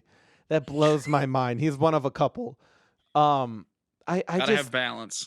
Yeah, you gotta have craziness, right? You gotta have super craziness. He still thinks the world is flat. We have to keep that in mind. This is who we're talking about here. Kyrie Irving, I feel like the NBA intentionally did not want him there. Could be. Because he kind of tends to dodge rules occasionally. He's been kind of known, him and D'Angelo Russell have kind of been that type of player. Michael Beasley is another guy in that category. That's why I'm kind of shocked that a team signed Michael Beasley. So we'll see what happens. But I don't think anybody in the bubble is going to break it. The NBA is going to be super strict. They already are. If you see any of the ESPN stuff they're talking about right now with the one reporter and one producer in the bubble, it's wild. Like they got beepers if you're within 6 feet of someone. Oh wow. Yeah. I like that a lot. Yeah, it works. Is there punishment / what is the punishment for kind of breaking the bubble? I don't know. I can tell you one thing. You're not getting paid. Yeah, in my mind, it would be very severe. Like you break the bubble, you're out of the bubble, you can't play, type of thing. Because then, hopefully, no one does. That's the idea behind it. Make it a very severe punishment so that everyone does. People obviously should be not breaking the bubble for different reasons, but I think that would be a good driving factor to not break the bubble. Yeah, so from everything that I'm seeing and heard, I'm pretty sure that's actually what it is. If you leave without the verbiage the NBA is using is significant life event. Because that can be used for a lot of things. Like Dwight Howard, unfortunately, the mother of his child just passed away, which is super tragic. But on a lighter note, Gordon Hayward's about to have a kid. And he's going to leave the bubble, and he has to take a test every day, and then he comes back and has to quarantine for 4 days. So that's what the major life events are. If you break that, I'm pretty sure you're out. Like you're out. And luckily as a Milwaukee Bucks fan, I am not worried about that at all because I feel like we have like the most strict team in all of sports right now. So I mean, yeah, if anyone, Budenholzer, I got to imagine that Bud runs a tight ship. Not even that. Like everybody is so bought into that system. There's not a guy on that roster all the way down to the ball boy that isn't bought into the Bucks system right now. I just don't see how the Bucks don't win the championship this year. They're so good. Genuinely, people I kept making the joke. Giannis doesn't have a hoop at his house, but he doesn't need to practice Euro stepping and dunking on people. Yeah, he doesn't need to shoot threes. No. The starting lineup around him is Bledsoe, Middleton, Matthews, and Lopez. Now, walking 3-pointers. I don't want Bledsoe shooting 3-pointers. That's what killed us against Toronto last year. In the playoffs. Also against Boston with Al Horford. Wait, no, he's in Philly. Yep, which is even scarier. Even scarier. Though there's some big chemistry issues on that team. Agreed, but Al Horford is very well known to stop Giannis from getting to the rim.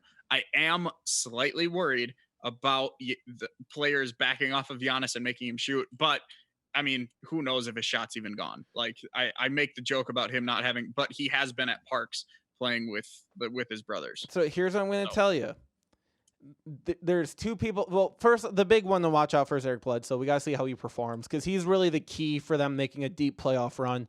Obviously, we still have George Hill. That's huge. He just can't shoot a lot of threes. If he's cold, he has to stop. He has to understand that. Yes, I think it was like game 3 or 4 against the Raptors. Yeah. Well, he hit an early one. Like the first one he shot in the first quarter, he made it. And then he shot like 7 more after that, and he missed them all. And they were terrible. They were early in the shot clock. Like I love Bledsoe, and I was absolutely ecstatic when we made the trade when we signed him to a long deal. A cheap deal too, in our favor. He's a great fit with Giannis. Yeah. If he isn't selfish with shooting. Yeah. But 2 players to watch out for besides Bledsoe. First one, DJ Wilson. I think because here's the thing. He's going to be seeing the court a ton these 8 games before the playoffs. You know how much court time that kid's going to see? The last time I saw good defensive footwork from a big man like DJ Wilson at his age. At his age, he's a junior in college. Pau Gasol, I think, was probably the best. Like the last time I've seen really good, like early Pau Gasol with really good defensive footwork. Like that man is so light on his feet for his size.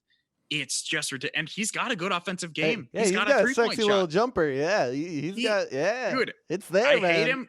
I hated him because he played for the Wolverines, but hey, man. Hey, now he's in green, man. It's all good. As soon as we drafted him, I fell in love. Oh He yeah. is a baller. Um, Now there's also a couple rookies to watch out for too that could be pretty good. Keep an eye on Sterling Brown, yeah, but Dante DiVincenzo Oh, is another kid that's going to be getting so many minutes. He's actually started games this season don't over get me George Hill started on. because George Hill is a six-man type guy. He wants to come off the bench with that power. But DiVincenzo and DJ Wilson with Giannis are kind of the future of our organization. I take full credit for the Bucks drafting DiVincenzo because I called it weeks, months in advance. Well, he was No, the but perfect fit for the team at the time. he too. genuinely was. With what, pick 17 in the draft or something like Who that. else were you supposed to go with at that point? I was so ecstatic that I got that one right. Not even for my own personal gain, but like just because he's just an absolute, and he's proven this year he is just a baller. I absolutely love the guy. Well, and he's turned out at his young ripe age to be a lot. But I've been saying that phrase a lot. His young age. He's been playing much better than we were expecting. Cam Reynolds is one of the rookies I was talking about from Tulsa. One of my buddies that I actually grew up playing basketball with was a manager for Tulsa basketball team. Could not say enough great things about Cam Reynolds. I expect to see a lot from him. I believe Frank Mason is going down too. He spent most of his time with the Herd. I've seen him on the Bucks though. Yeah, he's a two-way player. I'm pretty sure he got signed on. But yeah, it's gonna be really interesting to see kind of what happens. We obviously know the Lopez brothers. I think the Lopez brothers are the two most likely to break the bubble because they're Disney nuts in Disney World. That's a joke too. Like I'd like to see a little bit more production out of Sterling Brown, but Sterling Brown, Thanasis, Pat Connaughton, Dante, Kyle Korver, Robin, Frank Mason, Wesley Matthews, Cam Reynolds, Marvin, and DJ Wilson are going to be your only players getting minutes in these first 8 games. Yeah. Because we already have the first spot locked down. Why would you play Giannis? What happens if he gets hurt in the second game? Agreed. He's going to play limited minutes. You got to play these guys. You got to kind of build the chemistry back up. Everyone's the chemistry is not gone, man. The chemistry is not gone. Their legs might be, but their chemistry is not. You got to get them back into full game speed. You gotta. The Bucks are going to treat this as a preseason, as a training camp. Yeah, you gotta. Because, and here's the thing. Yes, there's the injury risk, but why not get the Bucks to full strength? Like, why not get that chemistry to 100% like we're on NBA 2K?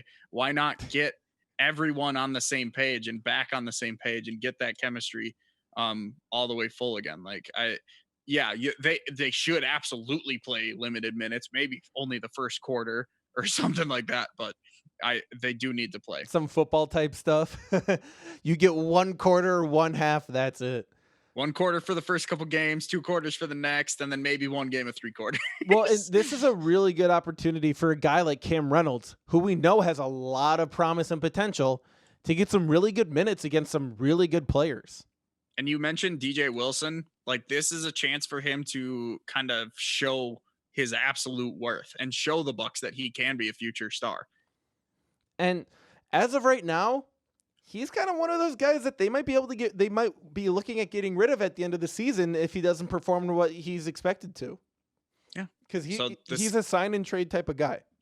This could be a great spot for him. This could be his moment to shine with DiVincenzo for sure. Yeah. And I'm really excited to see the Nets with all of their dysfunction. There's 7 guys on the Nets that they're going to have to replace. 7. Yep.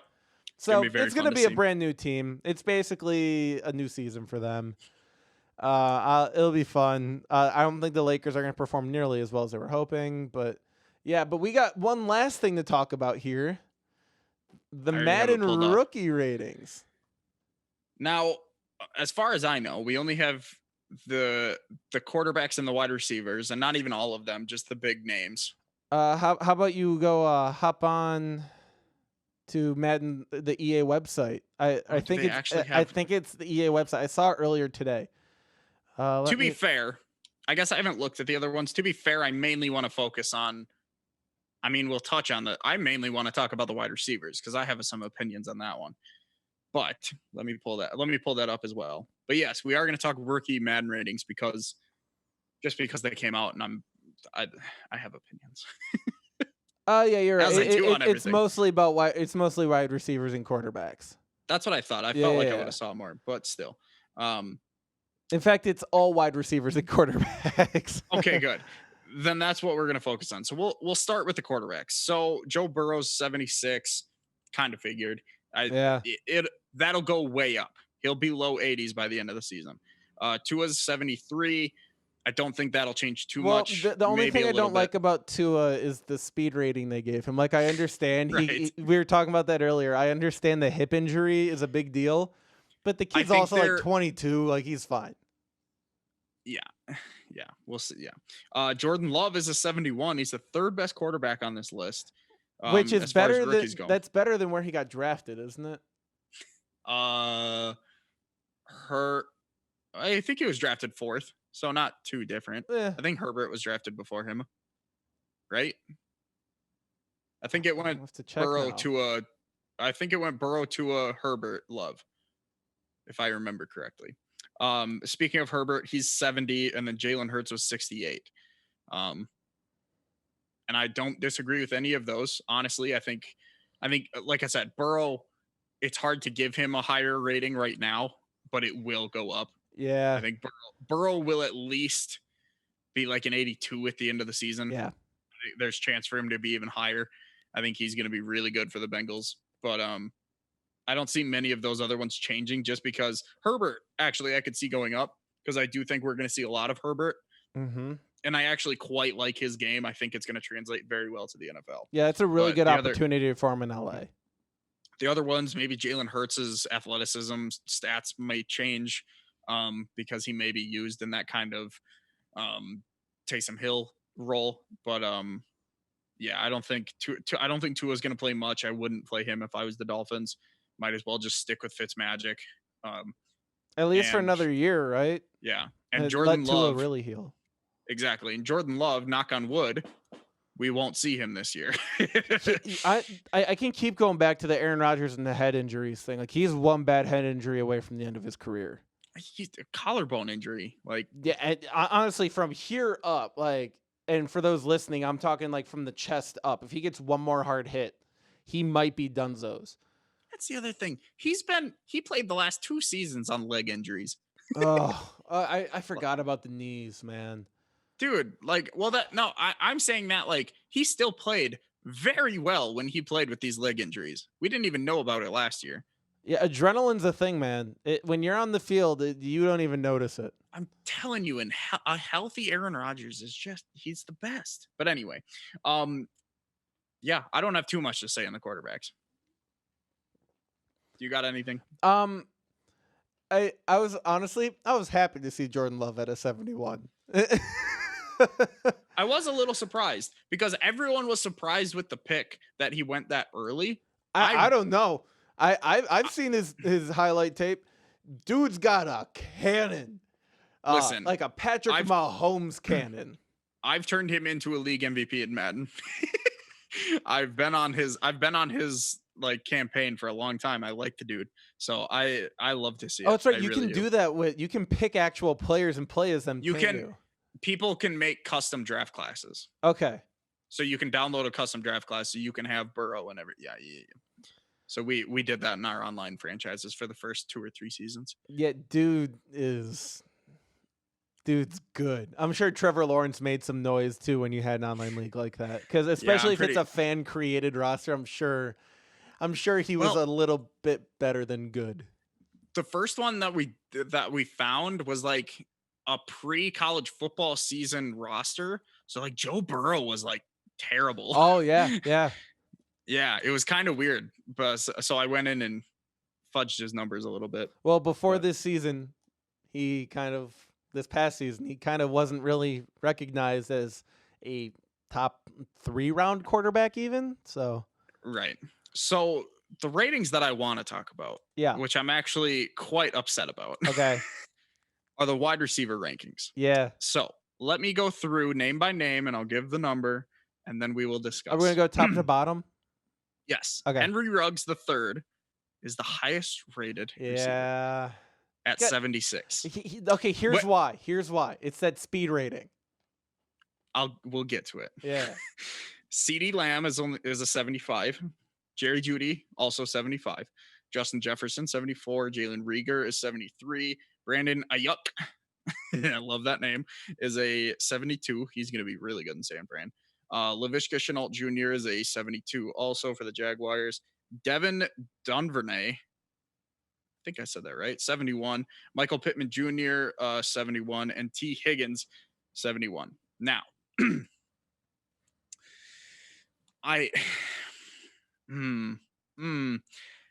Henry Ruggs is not the best receiver. He is the at best third best receiver. Just because he was drafted first, which I still think is a mistake. I still think the Raiders messed that up. Listen, I think he's going to be good and he could fit well. That's I was fine. about to say it's a fit thing, I think. But the fact that CD Lamb was not drafted first and the fact that Jerry Judy was not drafted second, it just blows my mind. These guys have been pro receivers playing in college for years. Since they've Like been in high school. Yeah. these guys are just made for the NFL. And especially CD Lamb with the speed. That's the thing. If you wanted to go with Ruggs with the speed, like I get it. Like he might be Tyreek Hill, but he might not be. Yeah. he, I think that's the biggest thing is he might not be, you know? especially with the Raiders, like there's a pretty big chance of a bust on the Raiders. If Yeah. you end up with Mariota as your quarterback, I I would have rather, but okay, so like I think Madden messed that up. Just because he got drafted early, that he got a higher rating. They gave Like I him a get 98 speed and a 97 acceleration. CD Lamb has a 90 and a 90, and Judy's got a 91 speed and a 93 acceleration. I'm sorry. CD Lamb only has a 90 speed. 90 speed, 90 acceleration. He does have a higher agility rating. He has a 1 point better catch. And also Henry Ruggs has a 51 throw power. I don't know where that came from. I bet you he threw a couple passes. Yeah, he must have thrown a couple in college. Also, this is okay. This is a really weird one. CeeDee Lamb's got a 48 kick power. Where are they getting these numbers from? Dude, Like, that's a really good question. Listen, CD Lamb, I think honestly should be about a 78 out of the gate.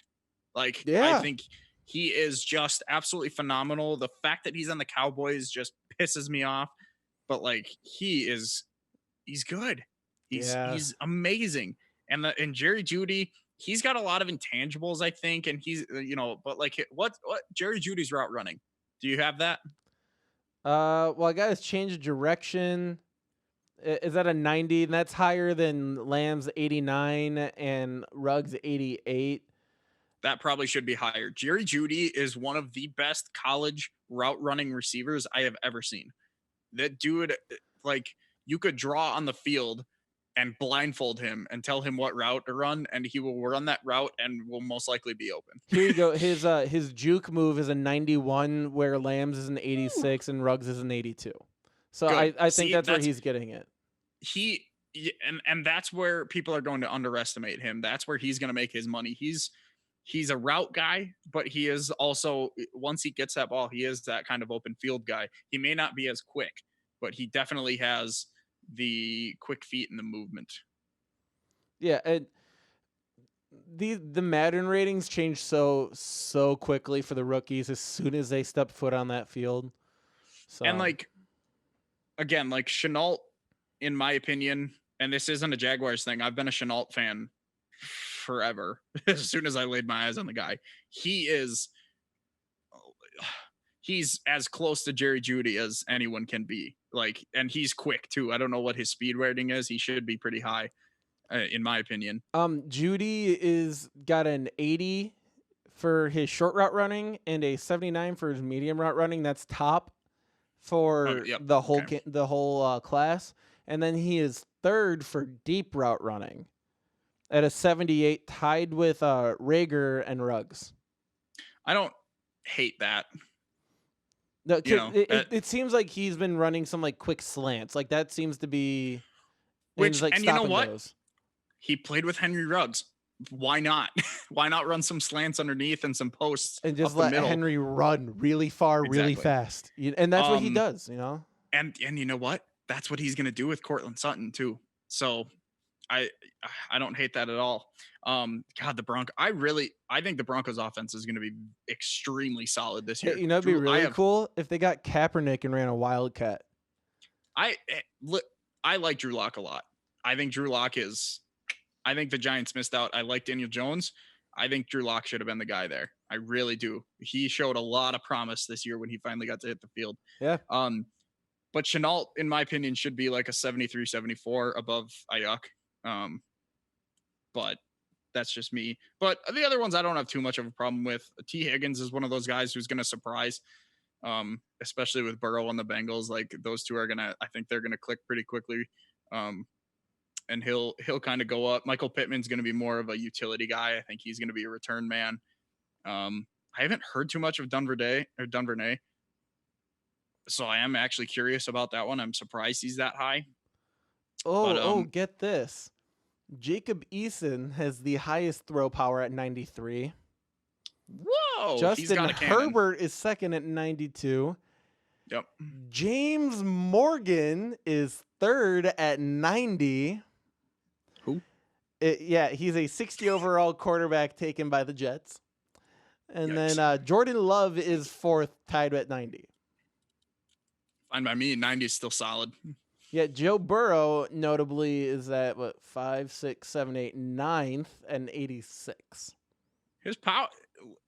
He doesn't necessarily need the power. He's got that touch. You know Like what he has? He's got accurate. He's accurate, and he's got that Drew Brees kind of that touch, that catchability ball. He's got a very catchable ball. Yeah, I think that's the best way to touch it. Like to say it is his touch is fantastic. So you can't teach that. That's one of those intangibles that's just and beyond important. To kind of go back to Burrow on that, like he's got T. Higgins, who I think is a very talented guy. They have who else do they have on that team? They have like John Ross and someone else on that They've receiving been missing core. a quarterback that's not Andy Dalton. That's kind of like they've been stuck in the Andy Dalton spin cycle for the last however many years with him. And I don't even think Dalton's that bad, but like even Joe Mixon was like a top 5 running back this year. At one point, I think he dropped off late in the season, or maybe he stepped up. I can't remember. There's some like one half of the season he wasn't great, but the other half he was like top 5. I think that offense is actually going to be pretty solid. I'm not sure what the line looks like, but I am very excited for Joe Burrow. People say he's going to a cursed franchise, but they have some talent on that. I'll say cursed franchise is the Browns. That's what a cursed franchise looks like. So the throwing accuracy. So throwing accuracy here for short is Burrows at an 88, Tua at an 86, and Jordan Love at an 84. Medium accuracy is Burrow at 84, Tua at an 81, and Jordan Love at an 80. And then throwing deep rating is an 85 to Burrow, an 81 to Jordan Love, and an 80 to Tua. So, whose Justin Herbert's got the highest play action rating. So, you know whose name I haven't heard you say in any of these, going down the list on rankings? Tell me. Jalen Hurts. Yeah, so Jalen Hurts is like 5th in all of these. Like he's consistently 5th in all of these. Would that be in front of Jacob Eason still then? Where did Eason go? Does it say what team Eason? Eason drops off. Eason is good at that one thing. Where does it say Eason? What team is Eason on? I can't remember. Let's see. He is a Colt. Learning behind Rivers, which I just remembered as a thing. Yeah, I know, right? God, the NFL is going to be weird. It's going to be really weird. Man. Just the last couple years in professional sports with guys switching teams that have been like lifelongers on certain teams, or at least significant career guys. It makes sports a lot more fun. Yeah. It spreads the wealth of fun fandom. God, Madden. Listen, Madden, EA, if you're listening, You got a lot of work to do. please just make a different game. Make the same game, but change it. I know that sounds confusing. No, they know what you're Like, talking about because we've been I, saying it now for 10 years. it, the fact that me and my friend can pick two plays together. We can pick two different plays, I'll say two different formations, and have 4 audibles on each formation, and just run that every time in a game and end up 60-64. I That should not happen. Something needs to change. I don't know what it is, but Yeah. I don't make games. You guys do make games, and you guys need to get your shit together and figure something out, or I'm not gonna. I won't buy your game on launch. I won't buy your game on launch. I will eventually buy it. I know I will because it's Madden. I'm in the same boat with 2K, man. Same boat. Yeah. This year was a worse game than last year's, and last year's was pretty rough. That's what I keep hearing. I didn't play too much of this. I played a little bit of this year's, and I don't know. I didn't notice that much of a difference, but that's because I don't play them nearly as much as I do like Madden in the show and at WWE 2K. It was which, well, that God. shouldn't. Yeah, let's not even let 2K hear about our opinions on WWE games. No, so they're taking a break. They're not even making a WWE 2K21 to still work on it. They're making Battlegrounds, right? Battleground, which may be a mobile game. I don't know, but it looks like it's the NBA Playground style. Dude, it kind of looks like the type of game that is still going to be very fun even if it is bad. Yeah. It's not like NBA and Madden where we want them to be good. It looks like a game that's just going to be like a guilty pleasure. Like I'll play it for 5 minutes and I don't really care if it's bad. It looks like it. I mean, dude, you can powerbomb someone into a fucking crocodile. Yeah. It doesn't. Yeah. What's something notable about that though is they've changed the head sizes in three different ways and 3 different ads. So wait, really? Yeah. So Becky Lynch is the big one that they're advertising with. The man. Dude, Charlotte Flair looks like a mix of. She looks so weird. She looks like she's wearing a fat suit. The player, the character models are very interesting. I think they need to change them a little bit. They definitely listen. They look like the same character model for everyone. Yeah. Just change the attire and then put a different head on everyone. Okay, 2K, you're a multi-million-dollar billion-dollar studio. Dude, come on. Listen, come on, man. I've seen better fan games. Yeah. And here's the thing about 2K is I'm really tempted to go out and buy a PC instead of getting an Xbox One X because I can just get Game Pass on my PC and then I can just mod 2K and then that's going to make it a better game. That's true. So unfortunately, that's the way things are going this year. But I will say I'm most likely going to be buying a 1X at launch or a Series X at launch because they're going to have the show on it next year. Fair enough. So then that's going to keep me from buying PlayStation. Well, we have run for twice as long as I thought I was going to try to cut it to. Isn't that always what happens? Yeah, we also missed a week. It's going to be more frequent now, especially with sports coming. Yeah, and finally. With my new mic, because I'm just excited to use my new mic. KO flex. But, dude, I mean. You sound a lot better on this end, too. So for everybody watching and listening, we're doing this through Zoom. So I'm recording locally for me, and KO's got his microphone plugged into, I'm assuming, your computer. And then you've got your camera externally connected to your computer, so you've got better image quality than I do, obviously. Also correct. But your audio sounds fantastic. So especially after I play with it and the post stuff. Good, because this was an expensive mic. I was about to say, I know that mic. That's not cheap. That's not me flexing at all. That is me saying I put myself in a bad financial situation because I'm very committed to this podcast game. So with that in mind, leave us a review. Give us a like. 5 stars is always amazing. Always. And if you give us 5 stars, I check iTunes, not frequently, but I check it. if you leave a review and you like you can put in little messages and everything, I will read them out loud. So please give us on the podcast. Please give us a review on iTunes. Spotify doesn't really have a review system, or I don't know about the other. Google might, I don't know. But if you can leave a review, please. Follow us on all the social medias. Share the podcast if you enjoy it, even if it's just with one friend that you think would enjoy it. It helps. We're still a small podcast trying to grow, so we would very much appreciate it. You can find us at FRKO Podcast. All the links for our Twitters are in the description. I'm going to start doing 3-count review again very soon, hopefully this week. I just said on Twitter that I'm going to do it this week to try to hold myself accountable. But me and Zach, who is going to be my roommate in the month, we're also starting a new podcast very soon. More details will be out on that, but I'm very excited for that. So yeah, that'll be middle of August. We'll start doing that podcast. I'm very excited for that. Yeah.